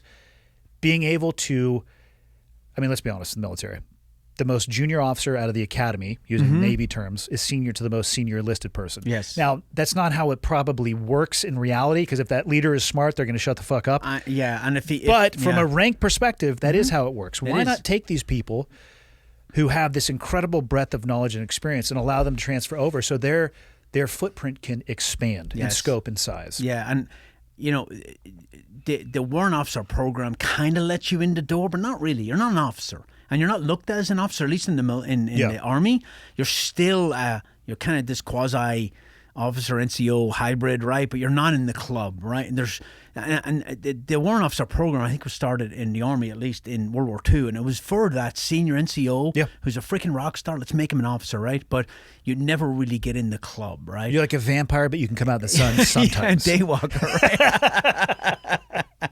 So there's that. I have all the answers now that I've had freaking 35-year career, you know. But there's certain things that I've seen over the years that just annoy me, and I just don't understand the reason why. The officer NCO officer enlisted thing was started when officers had the education and the enlisted people had no education, and they were just there to throw spears and freaking die on the battlefield, right? And now in the modern era, how many times did you serve with enlisted personnel that had multiple masters, language specialists? I served with a dude who had a PhD. I'm like, what the fuck are you doing here? I had a kid, I ran a leadership. You're running around with retards all day, and I'm talking about myself. I'm like, I'm so dumb in comparison to you. Yeah. Why are you doing this job? You can do better. This is the top for me. You can do better. I had a kid who, I ran a leadership school later on in SF and for junior NCOs, and I had a kid who won like the leadership award and the PT award. The guy was a stud, and I got him in and I talked to him. PhD in nuclear science or something. I'm like, why are you here? You know? And I'm like, the CIA is probably going to scoop your ass up as soon as you graduate. Or Elon Musk. It's funny, but that NCO or enlisted officer thing is very old school. Yeah, and the world just doesn't look like that anymore at all. No. So this officer that I have a problem with sometimes, he basically said, leave the unit or drop the company, right? And I got a bad temper sometimes, so I was like, fuck it, I'll just leave, right? Yeah. So in the Irish Army, you can buy yourself out of your enlistment. Really? Right? Yes. It's weird, right? I don't know if you still do that, but what they do, they look at all the schools you took, and they bill you, and you pay the money, and you're out. So, and the schools they bill you for our schools that kind of are accredited in the civilian world. Like if you went to like chef school or something that you can use to get a job. Electrician school or something like that. But rappelling down walls and shooting bad guys and parachuting, nobody cares, right? Yeah. I paid $1,500 and I was out in 6 weeks. You lucky bastard. Boom, done, right? Now I will say, and I've talked to people in the unit. The unit's not like this anymore back then, but because I left, they were like, how dare you? So like for that 6 weeks, they had me cleaning toilets and cutting grass and just treated me like shit, But I got out and I was done. Now, I had tears running down my face walking out of that unit because I completely lost all my friends, my sense of purpose, and over a kind of a hasty decision. And then I was unemployed. So I was like, it's funny because left the Irish Army and Special Ops in 92 and actually got into U.S. Army Special Ops in 2002, right? And people were like, how did you jump from one to the other? And I was like, only like a black helicopter came and picked me up. Yeah. I spent 10 years of driving taxis, working construction. I spent 6 years in the infantry because they wouldn't let me go to SF because I wasn't a U.S. citizen. I joined the American Army with a green card. Oh, shit. Yeah, you can do that. I think you can still do it, but... it may have changed. I'm not familiar with it now. You have to become a citizen within 8 years or they kick you out, right? So... so I got out in 92. I screwed around for a little while, drove a taxi, did all kinds of BS. And then I was like, I'm going to go to America. And I didn't have a green card. So I just took a flight over and overstayed my visa and worked construction in New York for like a year. And I mean, you can get away with being an illegal immigrant, but it sucks, man. It really does. It's not a future. Like it's a temporary thing. But I was kind of lost at the time. So how did you correct that? If you overstayed your visa and had no green card, do you have to leave and then come back and go through the process properly? I had to pay massive amounts of fines and thousands of dollars in fines and all that. It was a shit show, Yeah. So I stayed there for a year. My mother got sick. She had cancer, right? So I went back home, which means I burned that bridge. I was never getting back because I'd overstayed my visa and went back home, kind of watched her die for like 6-8 months.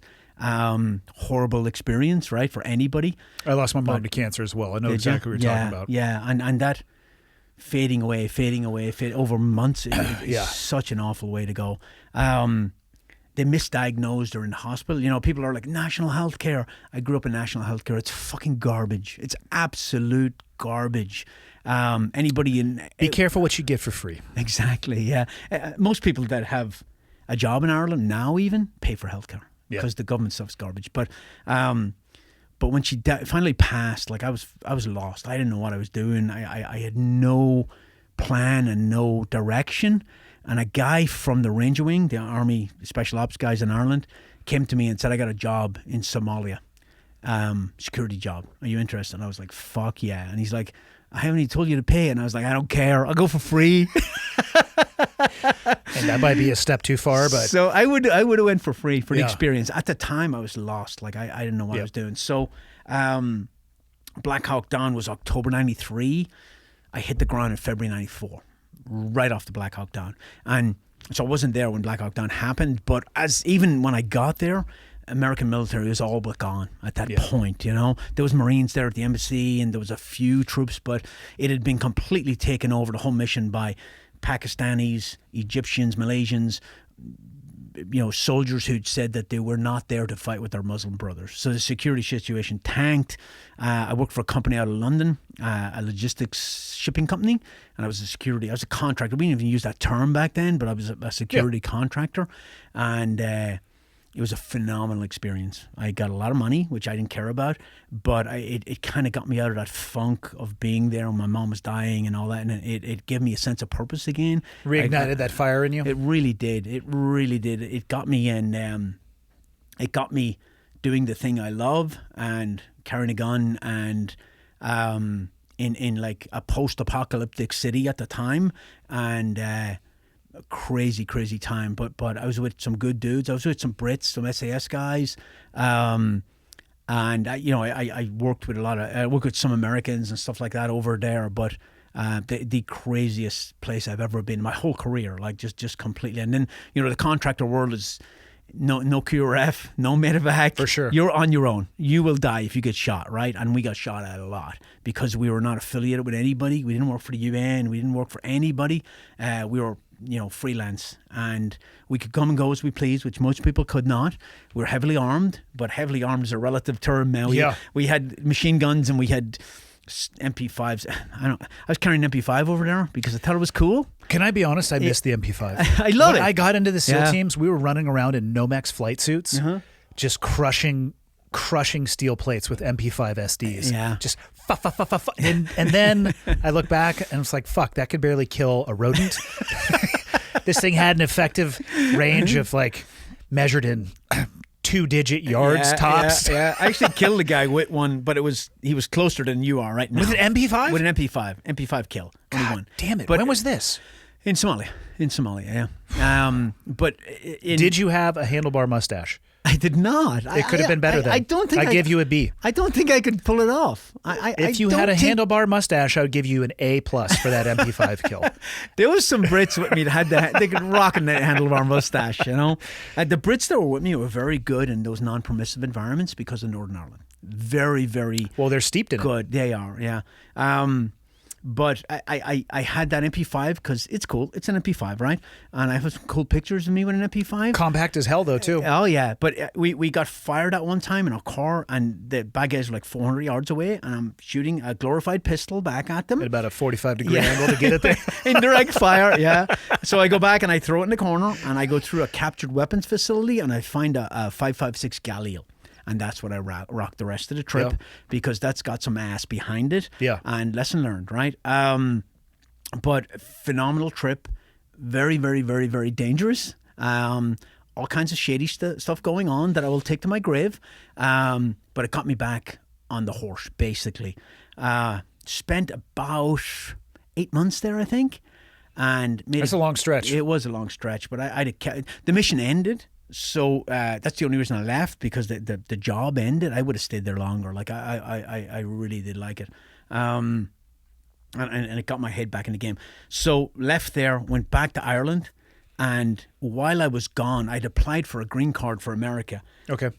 through a lottery system that they draw names out of a hat. It was started by Irish American politicians, and a lot of countries get allocated a certain amount. They probably still have something similar. And I'd been drawn. I got it, right? But I didn't even know. So I got back and I'd missed my appointment. So I was like, oh, shoot. So I went up to the embassy and I told them I was doing humanitarian work in Africa, which I kind of was. I was going to say, it depends on the lens. Where you're viewing that from, it could be considered humanitarian. It could be. It absolutely was. So they chewed me out a little bit, and then they gave it to me. And you had to pay that fine, though, before I had to pay a bunch of money. But I Yeah. had a bunch of money because I just did months in Africa contracting, right?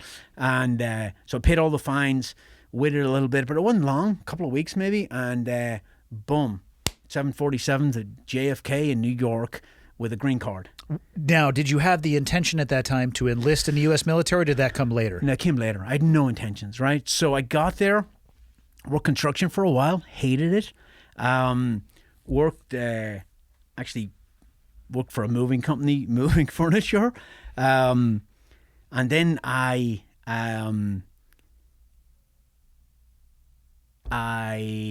moved from New York to San Francisco with that lady right there. And we set up there, and I was working construction. I was making good money. I just hated it. It's very hard to replace that special ops world. Yeah. Especially with painting a wall and spackling. It just didn't do it for me. I did a lot of rock climbing. In the way you embraced free fall stuff and parachuting, I embraced rock climbing. I've done a lot of parachuting. Hated every jump I ever did, but did Really? it. We talk about that later. I just looked at it as an opportunity to get fucked up because it's just so easy to get accurate. hurt. Yeah. Yeah. So came home one day, boom, said, hey, I want to go to the military, U.S. military. No intentions of going to special ops.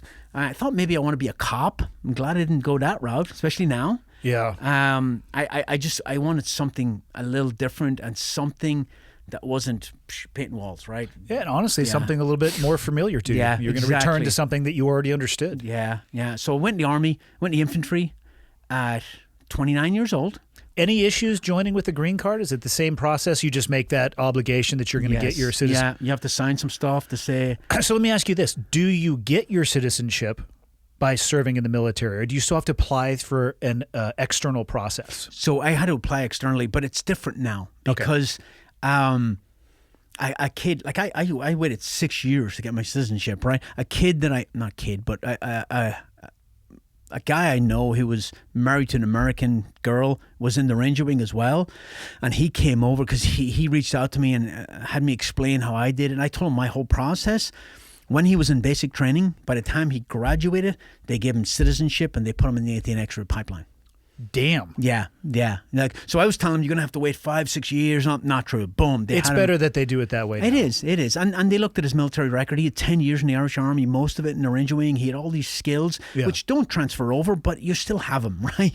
And you have a maturity level that those kids don't have, right? So I was 29 in basic training, infantry OSIT, they call it, one station unit training, basic and AIT. And then I was 29, that's young, but when everybody else is 18 and they just got out of high school, you're the old man, right? And so tactically in the field, it's like beating up kids.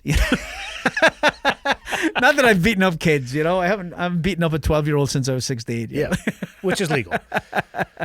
And you weren't even considering SF at that point. You were just, fuck it, I want back in the Army. I want back into wearing a uniform for a living. Yeah, one step at a time, right? Yeah. I didn't even consider SF at the time. And what year was this again? You joined? 96. Okay, so we're still, Okay. Yep. So same we're as both, you. Yep. You were still a little kid and hadn't joined yet. This is accurate. Still a little kid now, just my driver's license has this weird number on it. I know. It's not accurate. Yeah. So went in and graduated and got orders to Fort Hood, Texas. Awful.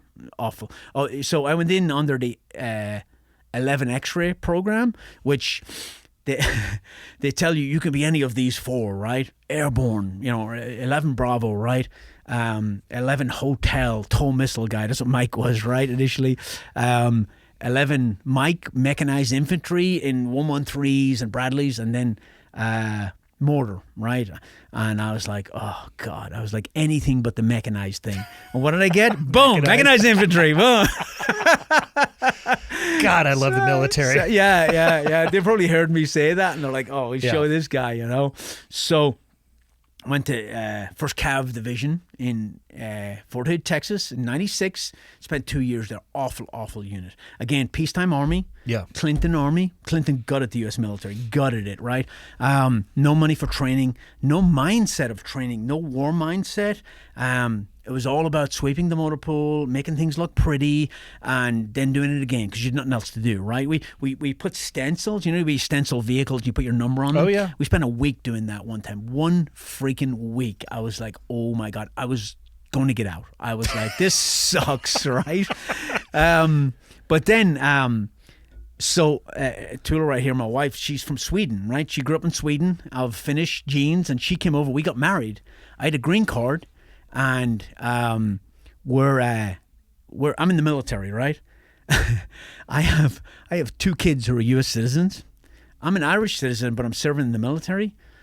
She's actually a legal immigrant, which we didn't realize, even though we're married, right? So we go to JAG in Fort Hood in 1st Cav Division, and we're like, hey, here's what's going on. We need to get her paperwork done and get her legalized. And I'm the U.S. military. My 2 boys are born in Fort Hood. Yeah. U.S. citizens, right? And so they look at it, they take all the information, and then like a couple of weeks later, they call me back and they're like, not only can we not help you, but we have a legal obligation to report your wife to the INS and have her deported. As soon as you said you went to the JAG, I was going to say that's not the right people to go to. I don't think they're qualified to do that. They're not. And I didn't know at the time. The JAG's job is to protect the commander. They don't give a shit about you, right? So it's accurate. Yeah, so they were like, ship your wife out until your military career's over. And I was like, okay, well, go fuck yourself. So I put in for a compassionate reassignment to Germany on the grounds that my wife's illegally in the country and she can't get a driver's license. Denied, right? This is where, when I was an NCO later, taking care of soldiers, man. Nobody was on my side. Nobody would help me. It was a fucking nightmare, you know? So I was like, I'm going to get out. So then I hit 2 years and I had 3-year enlistment. So they gave me the option to re-enlisted for Germany. Still wasn't a U.S. citizen, but at least I get out and you know, try to get this shit fixed in Germany, right? So went to Germany in like 98, spent a couple of years there, got it fixed eventually, and came back from Germany, went to selection. When I got my U.S. citizenship, I came back, went to selection, had to go back to Germany, and then came back for the Q course later on. And it was right after 9/11. Yeah, I was going to ask you where that occurred as far as the time period of 9/11. Yeah, so 9/11 was September 2001. I actually had to come back and do my swearing in and everything in New York, right around the corner from Ground Zero in January 2002, right? No shit. Yeah. So I was supposed to come back, fly back from Germany, do all the paperwork, then go back to Germany, and a couple of months later come back to swear in. And there was a guy... And by swearing, you mean your citizenship? Yes, yeah. There was a guy in my unit that was from El Salvador or somewhere, and he was like, go in uniform, man. Go in uniform. Tell him you have to get it done there. So I was like, I'll play that card. So I showed up in uniform around the corner from... Remember that buzz about the U.S. military and all of that? Yeah. That patriotism wave that didn't last that long? I went in uniform. And I go into New York City, right? I go into immigration. There's a line half a mile long. The guard sees me from the door, walks all the way down, asks me for my ID card. I show it. He's like, you're a government employee. You don't stand in this line. Took me in the back door, straight upstairs. They took my packet, put it right to the top.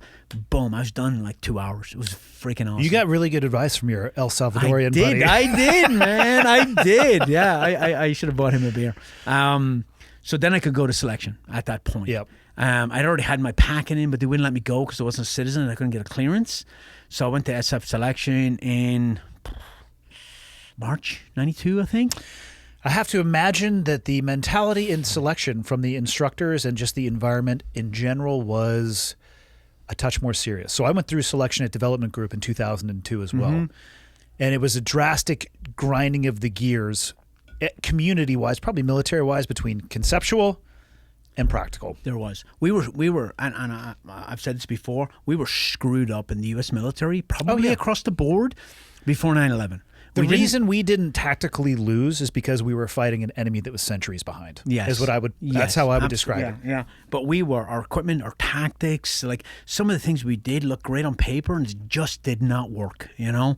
Now you would think that selection on the Q course would be super serious. Actually wasn't, because what SF... Even post 9/11. Well, what SF did was they reached into the Q course and they pulled a lot of NCOs out and sent them to war. And they replaced them with civilians, some of which had no SF experience, and National Guard guys. Nothing against the National Guard, but they had no idea what they were doing. So SUT, after selection, the first one was SUT. I spent 6 weeks getting smoked and doing flutter kicks, and that's what I learned, right? I came from the infantry. I was a staff sergeant by the time I went to selection.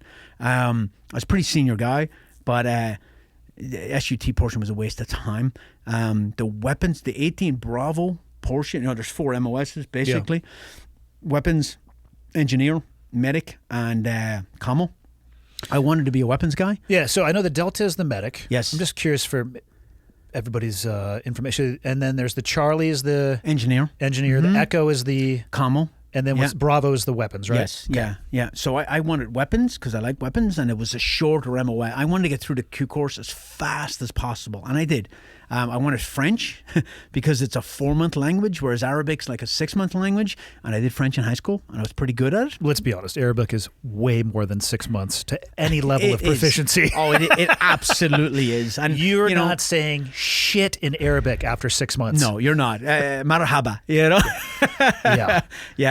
SF preached the language capability. You know who has language capability in SF? Interpreters. 7. Other than interpreters, 7th group, generally, because a lot of them are Hispanic guys who grew up speaking Spanish, and they're very good at it, and they work in South America all the time. Yeah. They're very good at it. But guys who have Mandarin Chinese, God bless you, man. It's just not practical. Now, nor honestly is the Arabic when you're going overseas. It's not. And you have an interpreter right there basically saying, that's not what that guy said. Yes, exactly. You're like, dude, just go get on the fucking wall. We're using the interpreter from here on out. Yeah. I remember training Afghan militia, and half of them spoke Pashto and half spoke Dari, you know? And I'm there freaking with my broken English and my Irish accent, right, trying to get through to them. And I just never would have got there, right? And it's briefed well. It's like SF's dive capability. It looks good and it briefs well. Not a real capability. Let's be honest. You know? Everybody get mad at me. I don't care. I'm super honest and I'm super analytical. I'll tell you where we're good and I'll tell you where we're bad, you know? So I got... Because I tried in language school and because I did French in high school and I was very good at it, I came out with a 2+2+, which is almost fluent. I could have taught classes in French because we were supposed to go to Africa, right? Never went to Africa again, right? Went to Afghanistan and Iraq for years and years and years, right? So never. Not French heavy. Not. Yeah, I never spoke French again, right? So, but I went through like. The SUT portion, waste of time, right? And SF's not good at that. I mean, they look at this pipeline. SF's so big, and it's just a grinding pipeline. You could cut parts of that out. Oh, you're an infantry guy, E6 for Ranger Tab? Boom. You don't have to go to SUT. Bypass that, go to the next one. Oh, you already speak a language? Boom. Bypass that, go to the next one, right? Just not. It's too much trouble to analyze every guy like that, and it's a massive pipeline. SF's too big. It'll be good, I think, to clarify this too, because we're switching back and forth sometimes between saying SF and special operations. And it's one of the biggest points of confusion I get from people. Mm-hmm. When we're using the term SF, we're specifically talking about Green Berets. Yes. When I say special operations, I'm talking about it could be Navy, Army, Marine Corps. It's any element. So SEALs are part of special operations in the Navy. And it's an important, people get lost in that one. So SF is very specific. It means Green Beret, special operations is community-wide, all branches of the military, just for people's I get that too. Like SOCOM, Special Operations Command, is Navy, Marines, Army, Air Force. It's everybody, right? And then inside each... it breaks out SEALs, MARSOC, Ranger, Green Beret. Even inside the Army, you go to USOC, which is Delta, Rangers, Green Berets. It's a couple other units that do kind of other things. So it is confusing for people. Yeah, but when I say SF, I mean Green Beret pipeline, right? So went through the weapons course. Robin Sage was a phenomenal exercise. It was fantastic. It was well run. It was very beneficial for working with unconventional warfare, FID, working with an Indige force, which I did right after I graduated. And then language and SEER school, which sucked, right? Getting beat down in SEER school. Camp Slappy. Camp Slappy. Yeah. I don't even know how to describe it other than to say Camp Slappy. You get slapped around. I got waterboarded because I was a smart ass. Shouldn't really, probably twice actually, because I'm a fucking idiot. But when I was there, I'm not giving away secrets here, but they stripped us all naked and they're looking at tattoos, right? Yeah. I had no tattoos at the time. I have one now. It's just a team tattoo, but this guy had badass tattooed on his lower back, tramp stamp that said, do you know badass. who doesn't get a badass tattooed on their back? An badass? actual badass. But the guards in the camp, who are phenomenal at what they do, Oh, fuck yeah. they said, oh, look, it's a warning label for the homosexuals. My favorite SEER story, man. I got a bunch. That's They're my almost favorite like, they're like high level actors. They They're are. so deep into character. They are. And I don't know what your one was like, because they're I went to different. both. I went to, at part of selection for the East Coast, they send you to The one in Camp McCall? yeah, it's up Yeah. in Washington. Oh, okay. Yeah. It's basically it's not interrogation survival. It's a secondary level of, it's more where you're being interviewed and they try a variety of different techniques to include maybe riding crops being just brushed across your leg, or the physical approach, or the person that it's how to conduct yourself in an environment in case you were to get captured. Essentially. Yeah. And a lot of times guys like us, I wasn't getting it. Like when I went to school, they do blocks of instruction, but they don't tell you the answers, right? You kind of got to figure it out yourself. I wasn't figuring that shit out. I was getting my ass kicked and I didn't know what I was doing wrong, man. I was not a quick learner, man. I was like, why are they beating my ass all the time? Yeah. And then a guy came up to me in the yard when you're not supposed to be talking, and he kind of gave me a little hint, and I was like, oh shit, the light bulb went off. But yeah, it didn't go well for me. And you get these guys that are like, I'm just going to tell them to go fuck themselves. Not going to happen, right? Here's the thing too. Like if I ever got captured and somebody pulled out like a set of pliers, Yeah, exactly. and said, hey, your choices are your fingernails or your teeth, I'd be like, listen, the nuclear launch code is 1, 2, 3. I would just start making shit up. It's like, put that shit away. I'll tell you everything I know, because guess what? Everything I know is fucking stupid. Yeah, and it's perishable. It's pretty perishable. If you did know the nuclear launch codes, they'd be changed by then, you know? I mean, I'm sure you had the same. I had a TSSCI clearance, and I can think of maybe only one thing that I was ever read into that you couldn't find on Google if you knew how to use it. It's stupid. It really is. I used to read these classified later on when I ran the Force Mod office for special forces. I used to get these on my red computer every morning. I get these classified intel briefs. It's open source shit, man. I've never thought of it in those terms, but you're absolutely right. I did TSSCI. I've never been read on to anything that you literally couldn't find in a couple. And I was sitting in front of my computer one day thinking, how the fuck do I Google this without setting off red flags or end up on a list? And I just kind of worked my way around it, and it was just like boom, boom, boom, boom. Yeah, it is. Fuck. Yeah. We're not that cool. No, we're not. We're not. People are like, oh, I'm going to resist torture. I'm like, I'm going to avoid torture. Yeah. I mean, I'll tell you where Superman lives. I'll tell you where the Bat Cave is, because I don't know either, but I'll make some shit up. It's P.O. Box 88. Go fuck yourself and wherever. Yeah, You know, I'm bringing my testicles home with me, you know.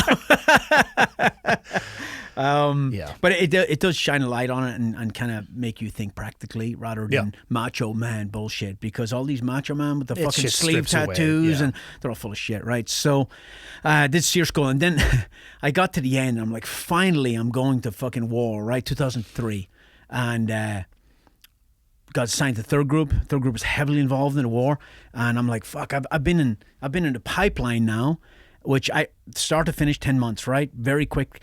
But I missed the invasion of Iraq, or Afghanistan, and the invasion of Iraq, right? So when you were freaking rescuing Jessica Lynch, I was freaking in the Q course, right? So I was like, finally. So then they pulled. Who's the new guy now, fucker? Well played. So finally, I'm like, I'm going to war. And then they pull us in after SEER school, gone, right? And they pull 6 of us in. And they're like, with infantry backgrounds, and because they pulled all the instructors out of SUT, they're like, we're going to send you guys out to be instructors at SUT. Oh, never been on an ODA. fucking terrible, right? Terrible idea, right? Absolutely stupid, right? So I've got all my arguments ready for freaking to argue with this the training group command sergeant major when he meets us, and I'm ready to go, and I have all my arguments. And when I get in there, he's like, he starts blowing smoke right away. You guys were the best guys we could find. You were handpicked. Whatever. And one of the kids with me, I can't remember his name, he was like, hey, Sergeant Major, when I went through SUT, I failed. I had to recycle. And the Sergeant Major said, well, this is a good chance for you to brush up on your skills. Oh, yeah. fuck. So I knew there's no point in arguing. Just suck it the fuck up, right? So I only did it for about 2 classes, 6 months, and then I went to third group. And That's a rough pill to swallow, It was. though. It was absolutely horrible, yeah. It was terrible because all you want to do is go to war, right? And, you guys were the best guys. Fuck off, man. Stop blowing smoke up my ass, right? I don't mind being lied to, but when you lie directly to my face, yeah. and we both know that I'm being lied to, it's like, can you at least put some lipstick on this fucking pig? Yeah, he should have said, hey, check it out. You're in the army. Suck it the fuck up because you have no choice. Yeah, I'm about to give you guys some feedback and information that you're not going to enjoy. Yep. Brace yourself. You're in a rock, paper, rank organization. Yep. Here's your next job. And you'd be like, fuck, this sucks. Yeah. Moving on. Yeah. So when I did that, I got to, as soon as I got done, straight on a bird over to Afghanistan. Team was already in Afghanistan, and that was 2004, right? And it was early on. Yeah. And we were still running Afghan militia, straight up criminal pipe hitters. No, there was no, the Afghan army was standing up near the end of my deployment in 2004, but we took like 5 guys or 10 guys or whatever, no uniforms, nothing. We kind of rolled them in GMVs. We went out to Skin, way out. Old Skin. I've been there. Yeah. Skin is like 7 clicks from the Paki border. Yes, it is. You are within rocket range, and you will get rocketed every night because you're a big target. Yep. And the Pakistani authorities on the border don't really give a shit. They're probably the ones rocketing you. So we rolled into Skin. There was, I think, 2 companies of infantry there, and there was like 5 or 6 of us with like 6 like weird looking guys with like man dresses on, and we went in, and this is why, like, later on I went into the Commanders and Extremist Force, and like which we did direct action, all that, but I would never encourage a young guy coming off the Q course to do that. You need to experience the SF experience, right? And this was balls deep SF experience. And by that you mean be attached to an ODA. I mean be on a regular ODA and go do unconventional warfare, go do foreign internal defense, go build an army. That's what SF's supposed to do, right? A 12-man ODA is supposed to go in and build up a battalion of local fighters to go fight the bad guys, right? Which takes a battalion of American kids out of the fight and replaces it with local. It's their country. Let them fight it, but we're going to guide them. We're going to call air. We're going to train them and all that. That's why you have the different MOSs and SF and all that. And it's a great model. It's the buy with and through. And people, when you hear term FID, foreign internal defense, that is exactly what you're describing, what it's supposed to be. Yes. In a pie in the sky, like picture perfect world, which of course doesn't exist, but I mean that's the template that the ODA or the Green Berets were created around. Yes, and they're fantastic at it. Yep, and they're very well trained and for that mission, right? But we rolled in there, and there was half dozen of us and a few pipers, and we put out word to the local village, hey, we're building an army to fight the Taliban.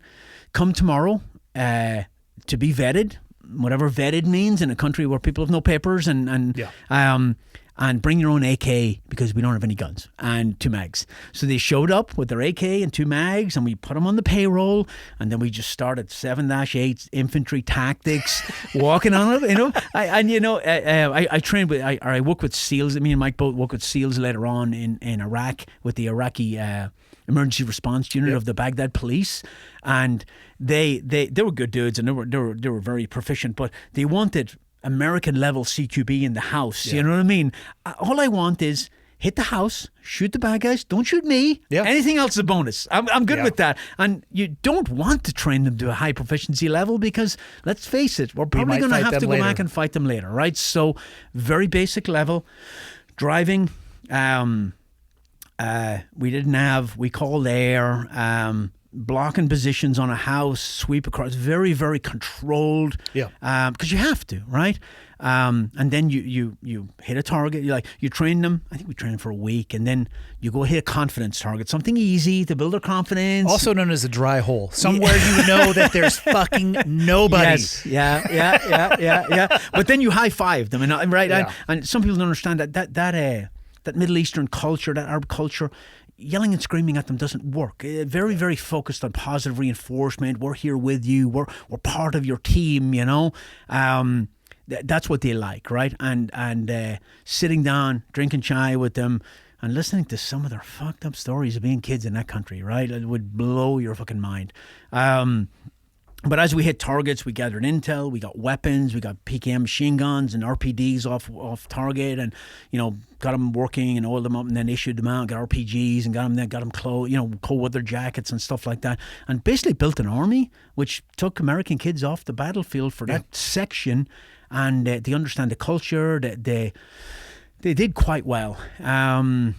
And so that was a great deployment, and it was a good education. It was good to be able to practice the stuff that you were trained to do and you were supposed to do. And see it work. Yes, and see it work, and see it be good. So went back from that deployment in 2004, turned right around a couple of months later and went back to Iraq in 2005. And I was still on a regular ODA. I wasn't part of the SIF company, and went there and went to Mosul for 9 months straight and trained a battalion of Iraqi army, right? So, hey, we're going to invade your country. We're going to tear down your whole army and then build it back up instead of just leaving it in place and saying, all right, all your leadership stay in place.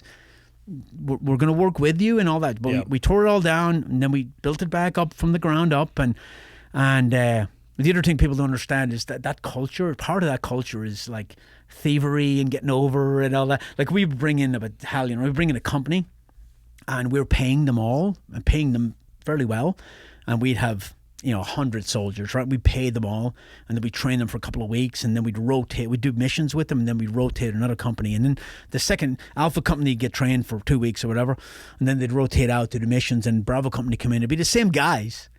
Because the commander was getting the money from the Americans, and he was inflating his numbers. Or we give them these brand new AK-47s and mags, and they go home for the weekend and come back with this piece of garbage that they had at home because they sold the one we gave them, right? These are the challenges that you can't fight it. You just have to freaking live with it. It's like later on, the Iraqi counter-terrorist force and the ERU, who were the police, be stealing everything on target. Anything's not nailed down, it gets stolen. And honestly, you're hitting a terrorist house. I don't care. Just don't steal the intel. Don't steal the phones and the stuff we need, But so worked that piece for about 9 months in Mosul. Came back from that deployment, and of course I had 4 kids at this point who I hadn't seen in quite a while, and came back. Went to Sephardic, which is our CQB hostage rescue school, and which qualified me to jump over and go to the SIF company, and who were getting in it at that point. What does SIF stand for? Commanders in Extremist Force. Did they get rid of that? They did. Well, they changed it to CRIF, Crisis Response Force, and it's part of JSOC, and it's funded by JSOC. Interesting. Yeah, and then... What was the reasoning for that? Because SF are forward deployed. Basically, this is the reason it came up, and again... You can fucking Google this, but you take 7th Group here in South America, right? Or you take, and the SIF in 7th Group were in Panama at one point, right? Or you take 10th Group or in Germany. You're forward deployed. So if something happens, you're the people that respond to it while the big boys are flying from wherever they're flying, and you're already on the ground. You have it blocked in, and you're setting up operations for them to fly in. I don't know what you guys did, but somebody was there to receive you. Sure.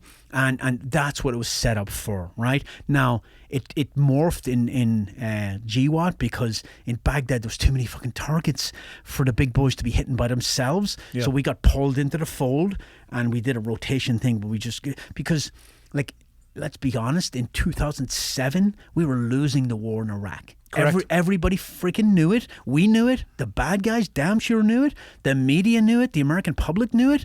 And so I work with the police, like their hostage rescue police. That's a bold term for the guys we worked with, right? And there was We'll just say that's what the unit was called. Yeah. And then the next year I worked unilateral ops with as part of that task force with CAG and the British SAS and stuff. And we initially went after Sunni targets, mostly in Sadr City, which was a freaking violent place.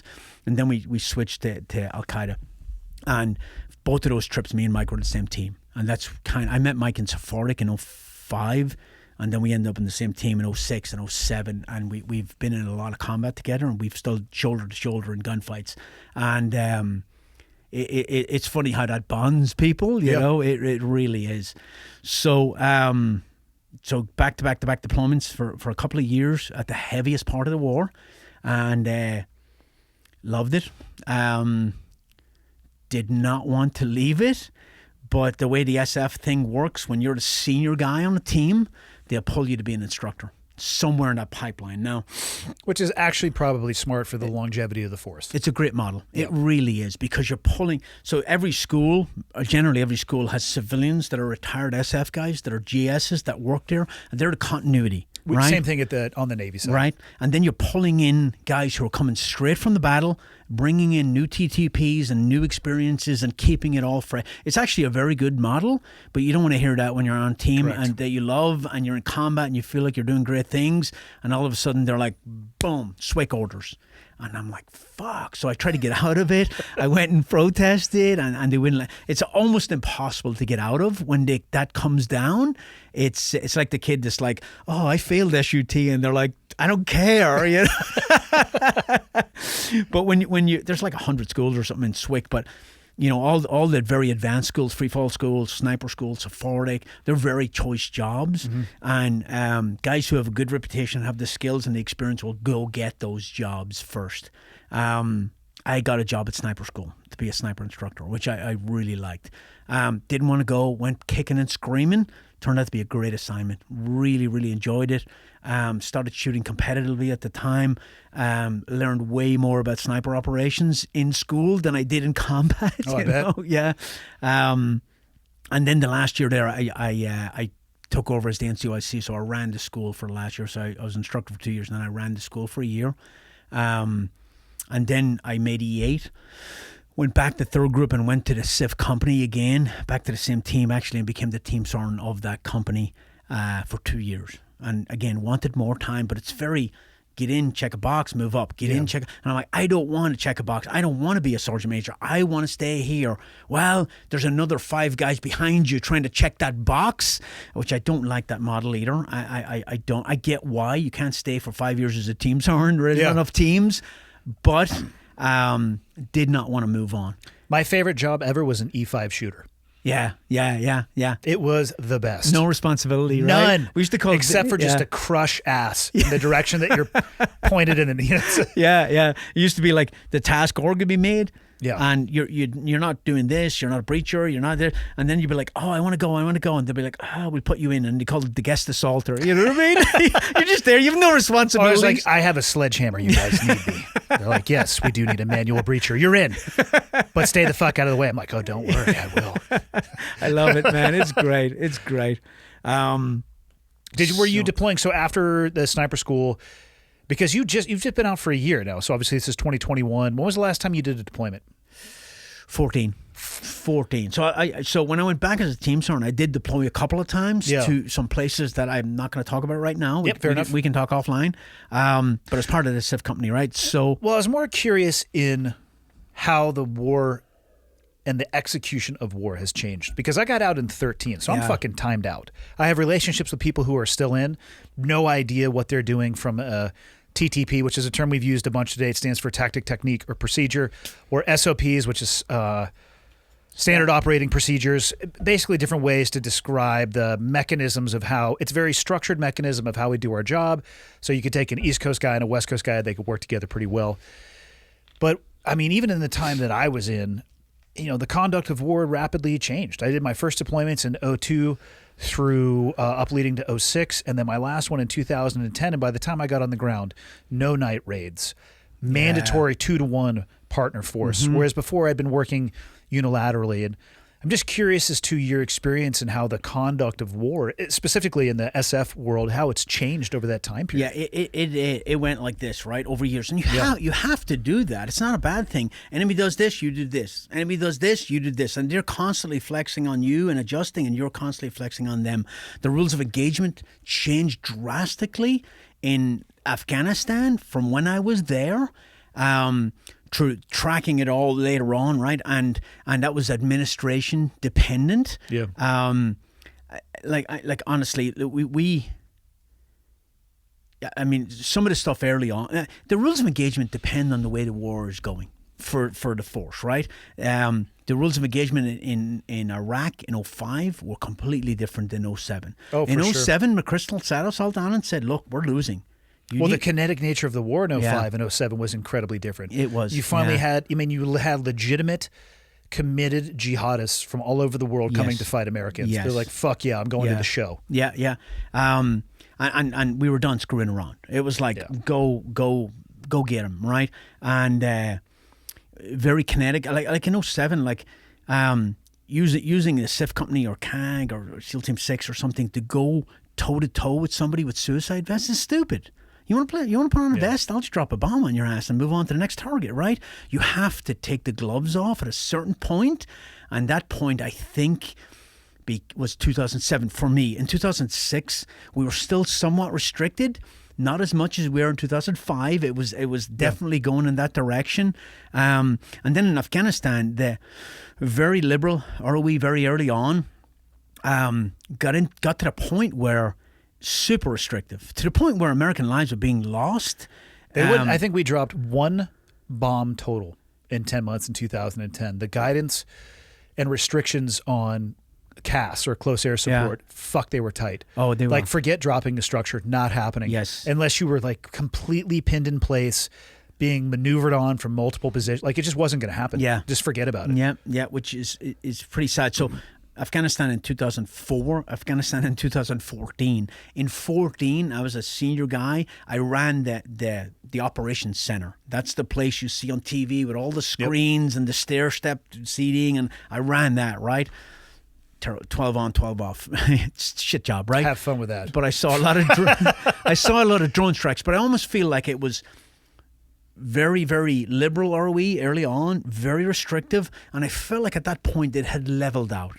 And it was explained to me when I got there, and I was like, I can see that, right? And I'm not going to talk about it, obviously, but it kind of had leveled out to a reasonable position where you're being very, very careful, but you're not putting American lives at risk. There's a balance, again. There is a balance. Everything's a balance, right? Yeah. There was some of the stuff we did very early on that we probably shouldn't have done. And we were very, very, it was very easy to drop bombs early on in the war, coming off the tail end of. Yeah, if you came out of a building with a pistol, we were going to Winchester an AC-130 on your ass. Exactly, right, exactly, yeah. It's like... Yeah. And then in Iraq in 2007, we went after a lot of targets, a lot of very high-value targets, and like one of them, our dog was killed. Me and Mike were on that one. That Vinny, my dog, is named after the dog that got killed by a suicide bomber. And those 14 suicide bombers with S-vests and racks, and they're all foreign fighters. And you don't play around with those guys. You can't. I'm not going toe-to-toe with you. I'll drop bombs on you all day long. So it did flex, and a lot of it's tied to politics, but it's how the war is being prosecuted and how it's going, right? Did you guys feel as an ODA or as ODAs? I would imagine there was probably at the beginning, it was a heavy focus on the buy, with and through, and the fit. And then, at least in my experience with ODAs, there was a phase of time where unilateral ops actually occurred much more than the buy, with, and through. Yeah. And maybe it's because the target deck exceeded the number of bodies that we had. And the same thing kind of happened with the SEAL teams too, especially on the conventional side. It was unilateral operations, a little bit of buy, with, and through. It completely tied to then unilateral operations. Then we had to back that off a little bit because we needed to achieve a different end state. Yeah. And I mean, our partner force wasn't going to do it for us. I was curious because I felt it in the SEAL teams. There was again, the Green Berets designed around FID, and then it's like, yeah, but now you guys are an assault force. Yeah. And they did the same thing to the SEALs. And for clarity, SEALs suck at FID. As a broad statement. I can't speak for everybody, but it's not our mission statement. It's We're not. a maritime operational force that is supposed to operate in the water. In my first packing list to Afghanistan, it did say swim fins on there. I was a fucking retard, and I took them. I didn't do it the second time, though. Right? I learned my lesson on that. But, you know, we ended up being a unilateral, probably I would say a direct action-centric force. And then it's kind of shifted back to the by, with, and through, which is actually the key that opens the lock to operating in a lot of these countries. Yeah, it is. And I think like the by, with, and through partner force, you're working yourself out of a job, right? If you're doing it right. If you're doing it right. You don't want freaking Americans over there doing this for them for years and years and years. And I think when it flexes back, like the only unilateral stuff I really did was when we were part of the JSOC and we were going after big, high-value targets in Al-Qaeda and Sunni targets, right? And there was no partner force there. But even like top-tier units, they have a partner force that are, it's kind of a check the box, right? Yeah. Hey, take 3 of them and They're call physically there. Yeah. It's like... what they are physically doing, I don't know. It's like I was in the chow hall in Iraq one time and there was 4 Japanese soldiers there. And one of our guys was like, that's the whole Japanese contingent. And it's just to say we have other countries involved, you know? They're physically on the ground, but they're really not doing anything, you know? I believe in the by, with, and through. I believe in the FID thing because I want them to. It's their country, you know. Let them freaking fight the war. Well, the U.S. military is not actually designed to fight other people's wars for them. I think we can look back in history at the times we've attempted to do so. Never. Not great. No.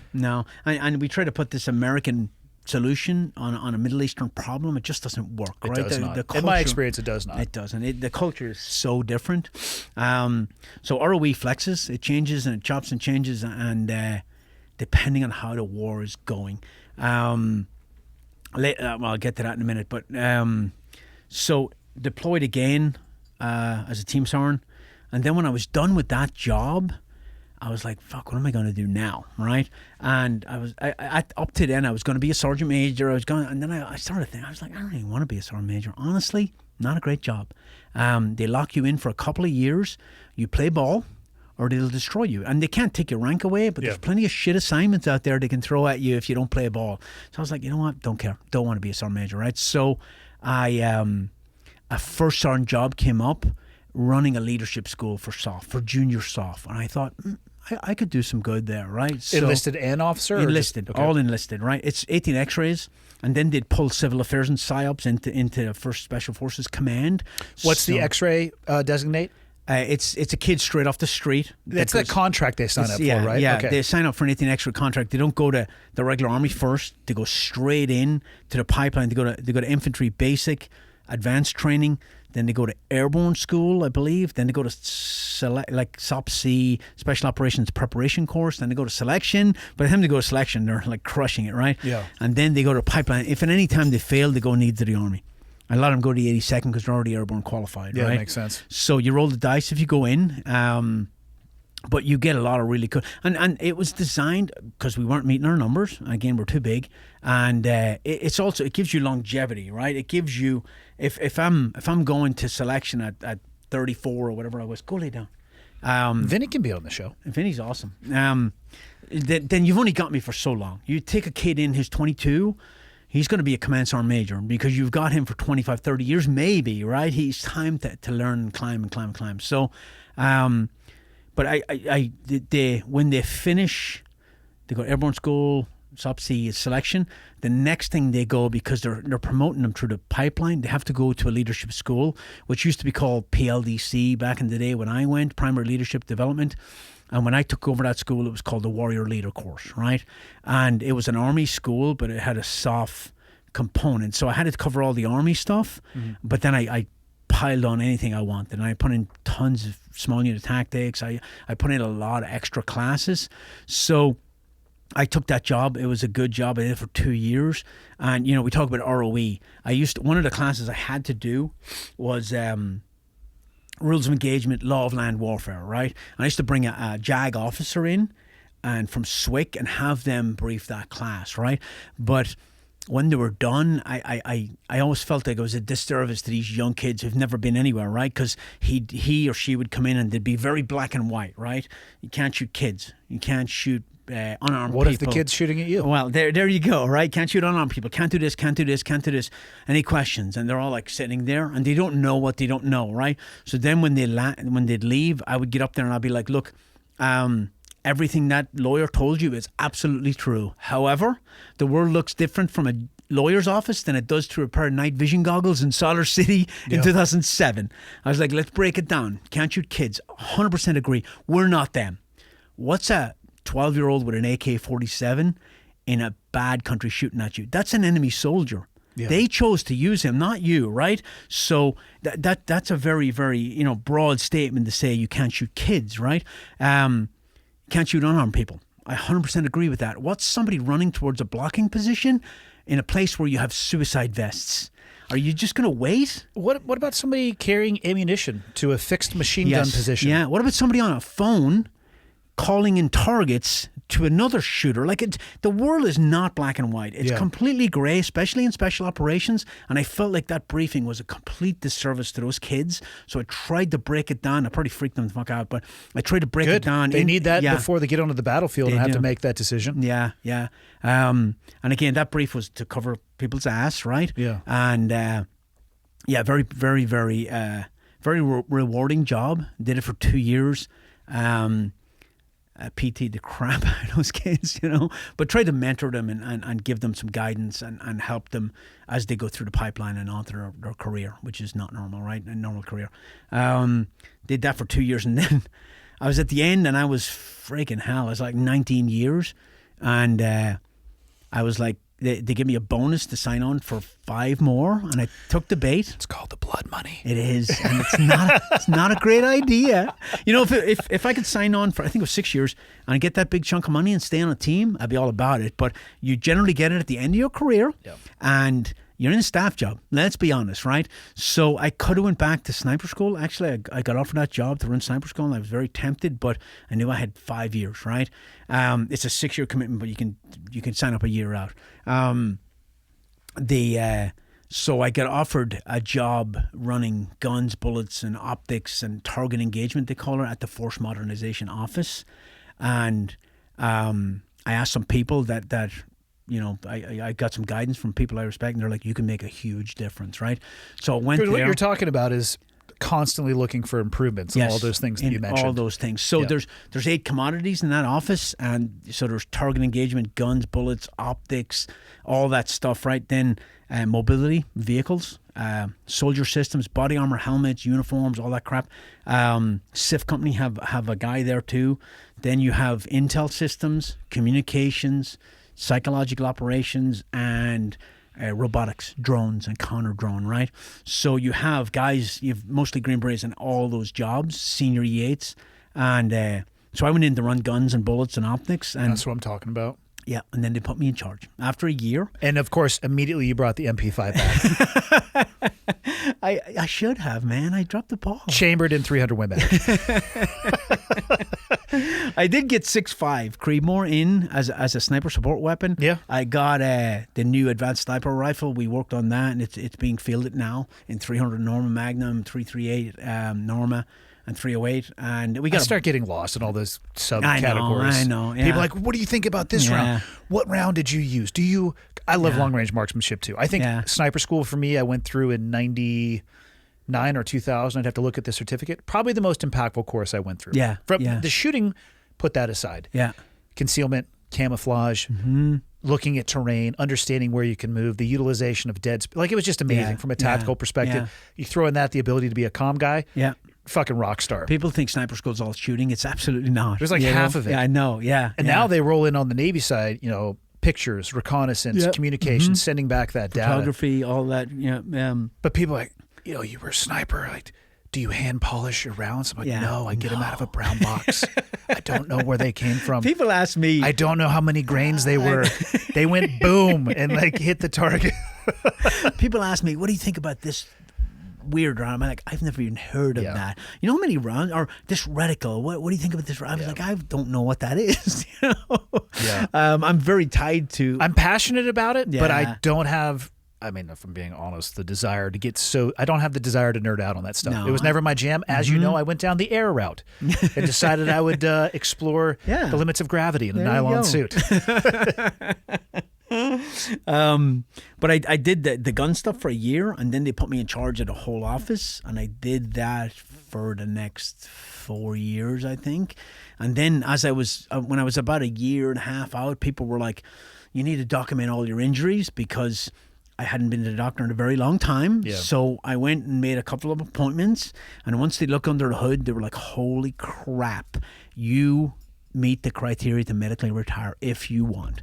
And that job was as rewarding as it was freaking super frustrating, because you're dealing with children. And when I mean children, I mean group commanders who think they have millions and millions and millions of dollars that they don't have, and will not make hard decisions. They want everything, and they want it all for a cup of coffee, and you don't have that money. And it's hard to be the only adult in the room.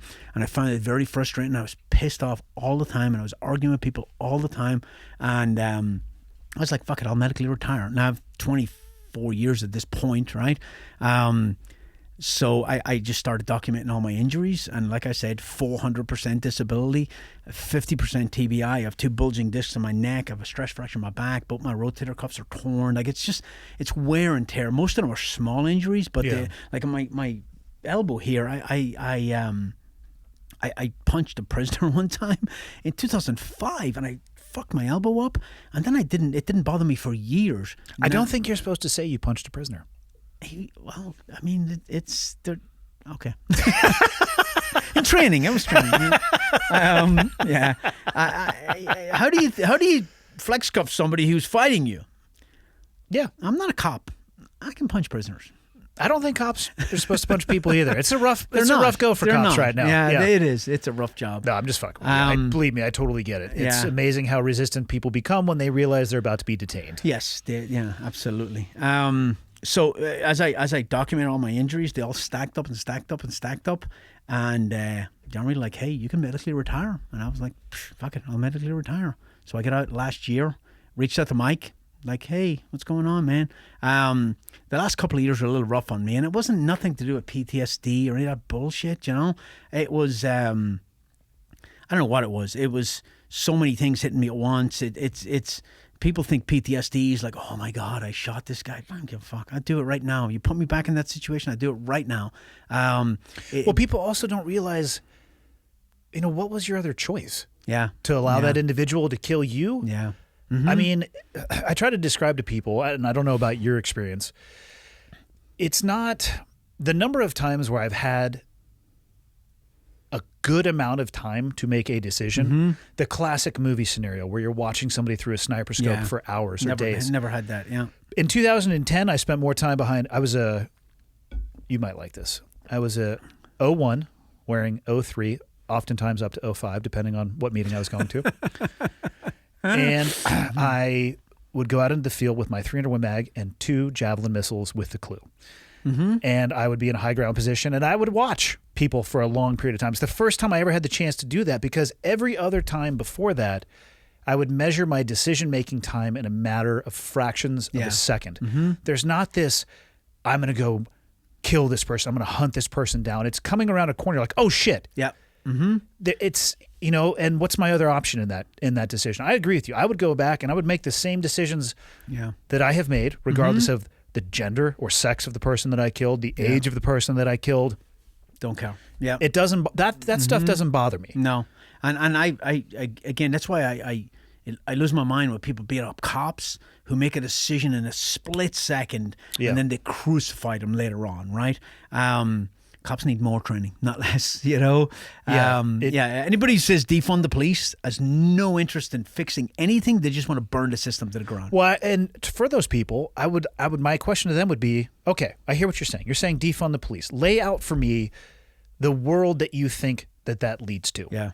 What's the end state? Are you telling me that you don't want police, or are you telling me that this organization, like you have a problem with the organization, which to me oftentimes I think is a misunderstanding of the organization and the authority that we give those officers. I don't think people understand the authority that actually comes with that badge that we give them. I mean, that's the way that it works. Yeah. It's like, really, you want to get rid of the police? Are you out of your fucking mind? Yeah, it's insane. It's insane. Yeah, the police were given their authority, like you said, from the politicians that we voted for and hired to give them that. Yeah, I just don't get it. It's a freaking bumper sticker. It's not a real policy. Like, what I'll say is this too: had I been carrying a body camera on me, and you had hard left and right edited out some of my actions overseas, they'd crucify me too, without a greater context. Me too. Absolutely. Had I been wearing a body camera, I would have disconnected it and thrown it away. Yeah. But absolutely, there's stuff that happened that, again, I'll take to my grave, and I would not. It was absolutely the right thing to do, and not just me, teammates. Yeah. But you've never been in war. You've never been in that situation, and you've never had to pull the trigger on somebody in a split second where 1 second later, 5 guys die over here because that guy's got a suicide vest. So don't judge me. You've never been there. And I've been there a lot. We both have, right? And and that's why that ROE thing I took very seriously with those kids, because you're setting them up for failure. Because this guy here with the guy with the I never saw him. The paper Not target. once. I know exactly what you're talking about. The hostage target. Yeah, never saw him. Never saw him. Yeah. Or never had more than a second or two to make a decision. Actually fired warning shots a couple of times when I probably shouldn't have. Yeah. And just because I was like, I know you become very instinctive, right? You know you've got a couple of seconds to turn this guy around, because maybe he doesn't see you. And maybe he does. So, and again, not to interrupt you, but what you just said, it resonates very deeply with me, because the place that I was at mentally in 2010 was very different than it was earlier on. Yeah. I would give people a little bit more rope. Mm-hmm. I'd like, do the fucking right thing. Yeah. You know, and I wasn't in that headspace earlier on. And just because you can doesn't mean you do, right? Yeah. In that 9-month deployment in Mosul, I was on a regular ODA. We were rolling during the day, like later on back, we were rolling at night. Yeah. We were rolling during the day in up-armored Humvees, and I was on the turret, right? With a 50 cal in a city of 1 million people, right?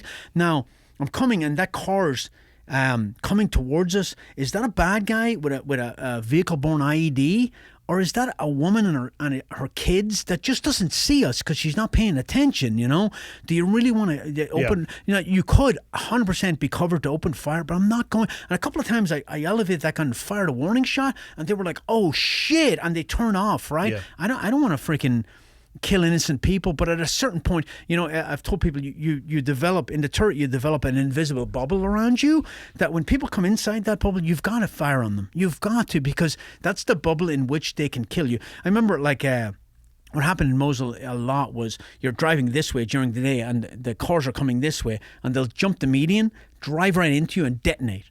And you've got a split second. And then we're rolling in regular army up-armored Humvees. Well, so are the MPs. And the MPs were letting people drive right up on them and not doing anything. So they get used to that mindset.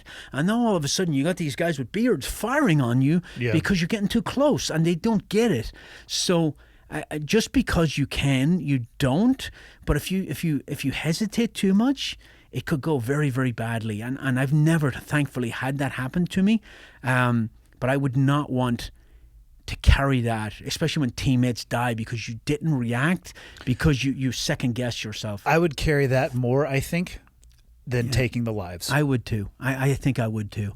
And I've seen it, but it's a difficult situation. You're in a city with 1 million people, you know. It's a very aggressive enemy that utilize anything they can to get. I mean, we were on a target one time in 2005. We were hitting at the target during the day, and we were in a blocking position, and a car. We had Iraqi army on an outer cordon, and we were on an inner cordon, and then we had the hit, and a car came around the outer cordon and came speeding towards us, and there was 5 of us on line, and we all just, it was like an up drill on the range. We all just bang, bang, bang, and the 50 opened up. 3 guys didn't see us, right? Got fucked up. We went up and we medically treated them. Yeah. But there's not much you can do with people who get hit with a 50 cal, right? And 5 guys shooting. But horrible situation. But what do? Do you let that guy drive right up on you, detonate a vehicle-borne IED? Is a devastating weapon. It has so much explosives in it, it'll fucking decimate anything around. Yeah, it looks like a moon crater. It does, yeah. And so you got a split second to make a decision. You know what? I'm going home. Me and my boys are going home. Trust me, I get it at a deep level. I mean, it doesn't surprise me that people listening to this or watching this, they may not get it. And that's okay. I'm not going to judge them for not getting it. I would request that they not judge me for being able to get it. So here's the thing, right? I have 4 kids. I'm a family man. My wife's right there. I'm a family man. I love my kids, right? I am not this loose cannon guy. I'm just not that guy, right? All these guys with the sleeve tattoos and the muscles that talk about killing people, those guys are all full of shit most of the time, right? It's a heavy burden to carry, killing people. And I've killed a few people in my life, right? It's a heavy burden to carry. So I would hate people to think I'm some sort of psychopath, Yeah. It is a heavy burden to carry, and it's not a decision taken lightly. It's but I've been placed in situations a lot where I've had to do stuff like that and pull the trigger, and I put myself in that situation, I would say. But I'm a family man. I respect life. I do not take it lightly, but I'm a realist, and a split second to make a decision is not much time. Yeah. And it's the people who hesitate and get their friends blown up that I was just never going to be that guy. I'm not, And I know guys have taken life and regretted it and lived with it. I'm not that guy. I put it all behind me. That road leads nowhere. Looking back like that road leads nowhere. I know when Mike was on here, he talked about me and him killing a kid in the back streets of Baghdad, running towards our blocking position. I mean, that was a decision that had to be made. And it wasn't made lightly, but again, a roof in Baghdad in 2007 under nods is unless you've been there, you have no idea what you're talking about. So go ahead and judge me. What advice would you give to people who are, in fact, because, and I ask this because in my experience with post-traumatic stress, I find that it impacts people wildly differently. Yeah. Some people not at all. Some people fucking devastated by it. Yeah. What advice, and I'm sure it's probably percentage-wise, the SEAL community and SF community, probably the same as far as its impact. Yeah. What advice would you have for people who are struggling with that? And this honestly probably applies to LEO, first responders, people who spend more time in what I would describe the shadows of humanity than the light. Yeah, I think a lot of cops are probably suffering from PTSD more than they even imagine. I think you've got to talk about it. You've got to sit down and talk about it. I had to go see a shrink as part of my VA thing when I was young. And I told her I have no regrets about anything I did, and she put on my thing no PTSD, right? Which she just wrote down psychopath. I couldn't read it. It's a doctor's writing. I couldn't read it. Next. So, I think you've got to talk about it. And I think guys like me and you getting up here and Mike Glover and people talking about it and helps people because they do struggle with it. People struggle with it differently. And a lot of guys struggle with seeing their buddy being killed. Yeah. That's a the lot of survivor's time, guilt. Yeah, the survivor's guilt. It's much harder to deal with for some guys than actually pulling the trigger on a bad guy. Everybody I've ever killed in my life had it coming. They needed to die, right? They were actively engaging me, or they were in a situation they shouldn't have been in, right? I don't know what makes people, what makes it impact people differently. I don't know if I think it's part of the way you were raised. Shit, it could be chemical at some level. It could be. That's what I was going to say. I think in some level it's baked into the DNA. I think it is. I grew up tough. I grew up fighting. I grew up fairly resilient, I think. But I don't know. I think it's partly training. I think it's partly in your DNA. I think it's partly in your personality and all that. I don't think any amount of training can prepare you for it if you're not the guy, if you're not mentally ready to carry it, like people, people think special operations guys are fucking superhuman, you know what I mean? And maybe that's the persona that we've put out there. You should see me putting furniture together. It has brought me to tears. Right? The best description I've ever heard of special operations or soldiers in general, but this term was directly applied or applicable to special operations when the person was talking about it, was a community of extremely common people tasked with doing extremely uncommon things. That's a fact. That's a fact, yeah. Yeah. There's some things I'm okay with. I'm okay at. there's a lot of things I suck at. Yeah. But I know what I'm bad at, you know. So I think that the advice for people, if they're struggling, you got to talk to people. You're not the only one. If you're having problems, mental problems, or you're having problems, you know, recurring dreams or anything, and I know some pipe hitters who've got PTSD, who struggle with that stuff, right? So I think there was a stigma to it before. I hope that is gone. But you got to get up and talk, and you'll be shocked at how common it is with guys. Like I never. Maybe I did have PTSD, but I don't know. But near the end of my career, fucking depression, like just pissed off and angry all the time. And that shrink, when I went and saw her, she said, look, in your community, and she wasn't an army shrink. I had to go to Raleigh, North Carolina, and talk to her. She said, in your community, especially in the special ops community, there's a lot of emotions that are not acceptable. Anger is an acceptable emotion, so everything gets funneled to anger. And that's why guys just fucking lose their shit all the time, because that's your comfort zone, right? Just screaming and shouting and yelling at people in traffic. I got so bad in the Force Mod job that I was like disrespectful to fucking like generals, like straight up blatantly. And people, like, if I'd have stayed there, I would have got fucking hammered, because you can only detonate on senior officers so many times until they push back. You got to pick and choose your moments. Probably better to happen in private as opposed to public. Yeah, but I had, like, I was down, I was depressed, I was pissed off all the time. Now maybe some of that was PTSD, but hearing guys like Mike Glover talk about it, that I know Mike's a very upbeat guy. But he went through some bad shit too, right? So maybe it all just comes piling in near the end. I think there's a lot to that loss of sense of purpose when you're getting out. You don't have that identity anymore, and I would put more stock in that. But you got to talk about it. You're not the only guy. There's pipe hitters in your former community, in CAG, in SF, in Ranger Regiment, that have been decimated. I was when I was in the infantry in Germany, there was a guy called Nate Self who was my PL. And the guy was a rock star. He was a West Point officer, one of the best officers I've ever had in my life. I was a E6 staff sergeant. He was my platoon leader. He went from there, Ranger Regiment, boom, Roberts Ridge. The PL in Roberts Ridge. Came in a helicopter. Yep. Neil Roberts, I think his name was, fell. They came in QRF, the ramp open. Dishka tore the bird to pieces, lost 4 of his soldiers right on the bird, called in the first drone strike from a Predator drone on the Taliban position, pinned that. Guy's a rock star, like, would be a general now. PTSD tore that guy apart. Wrote a book called Two Wars, where he just, every time he after that, he became a major in Ranger Regiment, like he was being groomed, you know. And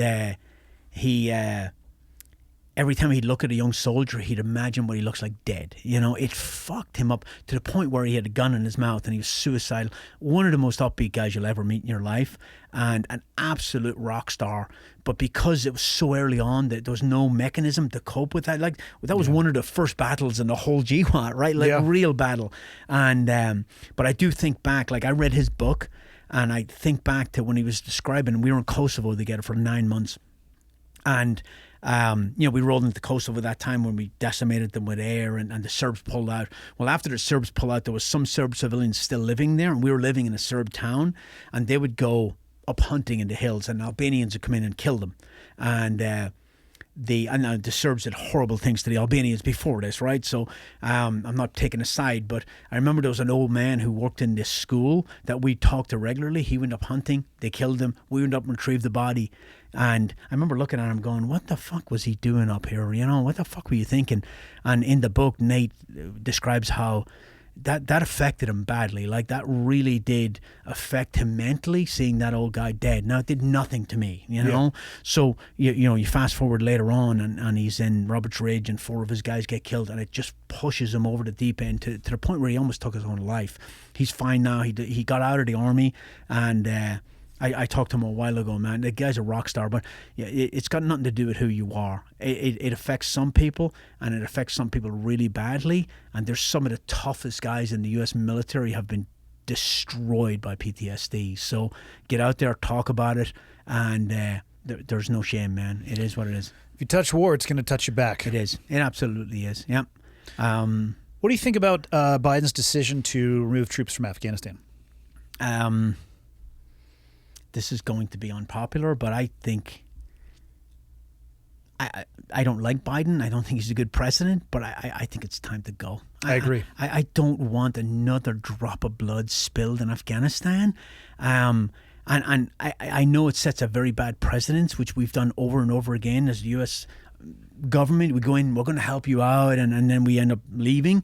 We're better at breaking shit, not building shit. We are. We're great at breaking shit. We are great at it. But, I think about, and people will say, oh, we've lost so many people in there. We have. How many more people do you want to lose in there? And we're bad at lessons learned, like I said earlier, right? Afghanistan that country is physically built for ambushing people, God, no and kidding. there's no roads. You're in riverbeds and you're getting fucking. I don't see a winning strategy there, and it's not just about military power. If it was, we'd have crushed them, right? Yeah. It's about the local people paying taxes to a Kabul government who are corrupt as fuck. Now, why don't I just pay it to the Taliban and let them protect me, right? If me or you grew up in the fucking Afghanistan, we'd be in the Taliban as well, right? I don't see an exit strategy there. I'd rather get you know what I think about sometimes? I think about when we get out of Vietnam. Oh my God, we're getting out of Vietnam. Communism's going to take over the world. Psh, half our shit's made in Vietnam now. No, I mean, we got out. It was a shit show there. A lot of people died, and it's now a communist country. Communism has failed in most of the countries it's been in, but it didn't have the domino effect that everybody thought it was going to have at the time. So I think get out. No more blood, no more treasure. We got enough shit, enough problems in this country of our own. We're trying to fix everybody else. I'm not a fan of us being the global police, and I'm really not a fan of this mission creep and nation building bullshit. It doesn't work. It doesn't. And we've tried it. Let's not try it again. Let people figure out their own fucking problems, fix their own shit, help where we can. But losing American lives and pumping billions and billions of dollars in. And honestly, we're in Afghanistan right now. We're not doing anything in Afghanistan. We own tiny little bases holding here. small little pin drops of terrain. Pin drops of terrain, right? So let's not kid ourselves. Let's stop shoveling money into the fire and wasting American lives. What do you want to do with your life now that you're out? You're putting military service behind you. Okay, so I got out. I needed a transition plan, right? And people are like, oh, you handle transition well. What helped you, right? A couple of things helped me. Right there, good wife, stood by me, and we've had rocky times, like the military's so hard on a marriage. It really is. And guys like us put work first and family second, and I did it for years, right? Like I said, my youngest daughter was born in 2004. I was gone 2004, 2005, 2006, 2007, and then I went to sniper school for 3 years, and I was gone even more than I was. So I didn't strike a balance very, very well, and I do regret it. And I think there's a price to be paid on marriage, and there's a price to be paid on family and kids, right? So again, I got out and I went straight to work for Philcraft. Philcraft's on the other side of the country.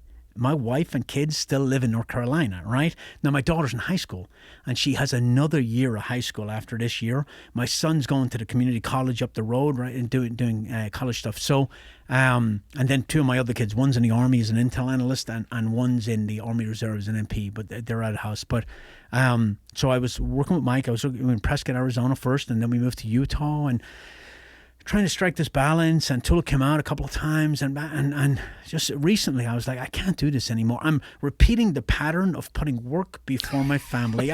And she stood by me, but it's not healthy, and it's not fucking smart, right? So I went to Mike. I mean, I love working for Fieldcraft. I love Mike like a brother, right? But I went to Mike and I said, I can't do this anymore. I need a better solution. So we sat down and we talked, and what I'm going to do now, probably in the next couple of weeks, is I'm going to move back to North Carolina, and I'm going to start a mirror image of Fieldcraft in North Carolina.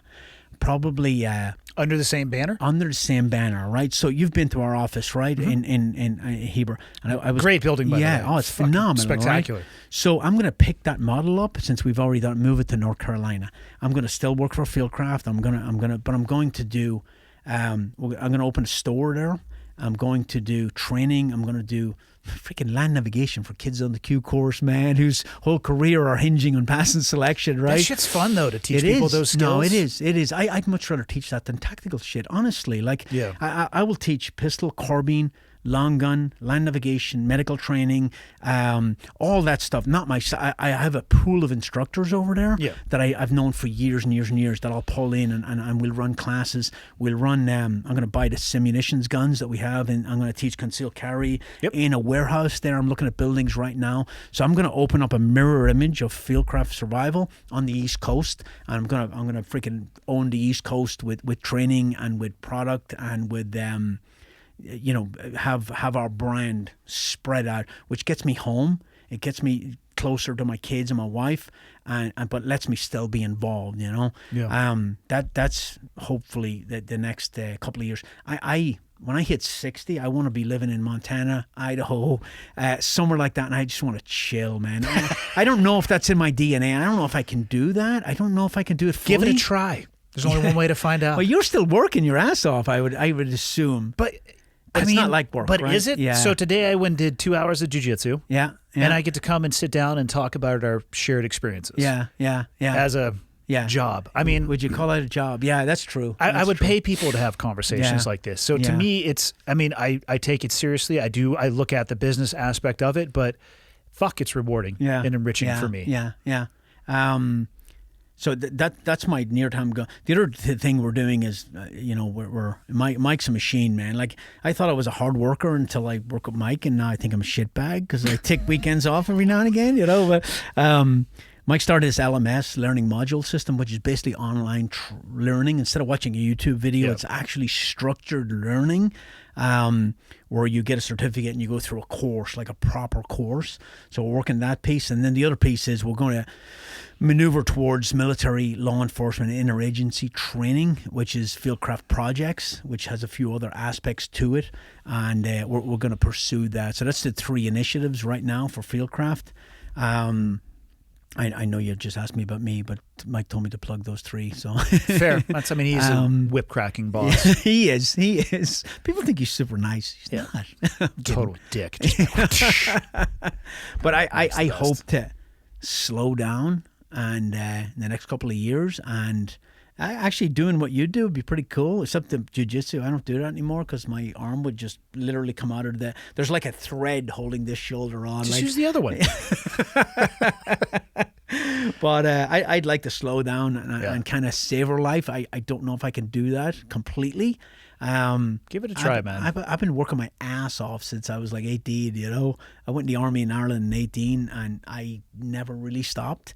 And I would like to slow down a little bit, but I don't know. I took, when I was between jobs one time, I had like 2 months off. It didn't go well. I was at home. Different phase of your life, though. I built a what do you call that slide thing that you go? Zip line? Zip line. I built a zip line in my backyard. Death. Like almost killed my kids, I had like paintball courses and shit. I cut this tree down. My house was like this, and I was like, this tree's gonna fall someday, so I'm just gonna cut it, right? Oh shit. And it when I cut it caught on something and rotated and landed right beside my house. And she was like, you need to go back to work. It was bad. So me and a lot of time off, not real friends, but I would like to travel more. I have the Sprinter van now that I bought from Mike, which is beat the fuck up and barely will climb a hill. But I love it because it gives you such freedom to just pull over. You don't have to worry about where you're going to end up at the end of the night because you're already there. But America's such a... And I would not like to stay in North Carolina. I want to live in the West. I just love the West. I mean, let's be honest. Who wants to stay in North Carolina? Fucking weirdos. North Carolinians. Yeah. But that's the plan going forward right now. And we'll see how it goes. So this episode will come out Monday, which will be Memorial Day. Sweet. I get questions from people often. What's the best way to honor people that served on Memorial Day? Any suggestions for them? Don't you find that a weird? Not a weird. I super appreciate it when people say, "Oh, thank you for your service" and all that. I just find it. I never know what to say, and I never know how to respond. And questions like that screw me up because I'm not sure why you would honor me or or those soldiers that gave their life, which obviously is what Memorial Day is for. Yeah. My advice that I usually give to them is maybe don't think about those individuals, the men and women who've given their life on just one day. I think the best thing that you could do to honor people who have given their life so we can continue to have the things that we have is to go and live an incredibly enriching and fulfilling life. Yeah. Pursue things that you're passionate about, get outside of your comfort zone, and take a moment every once in a while, not like every day. You don't need to have a fucking index card on you or like a gay-ass tattoo on your arm. But just remember, take some time every once in a while to appreciate what is required for us to have the things that we have. I like that answer. I'm stealing that now. That's mine now. You can have it.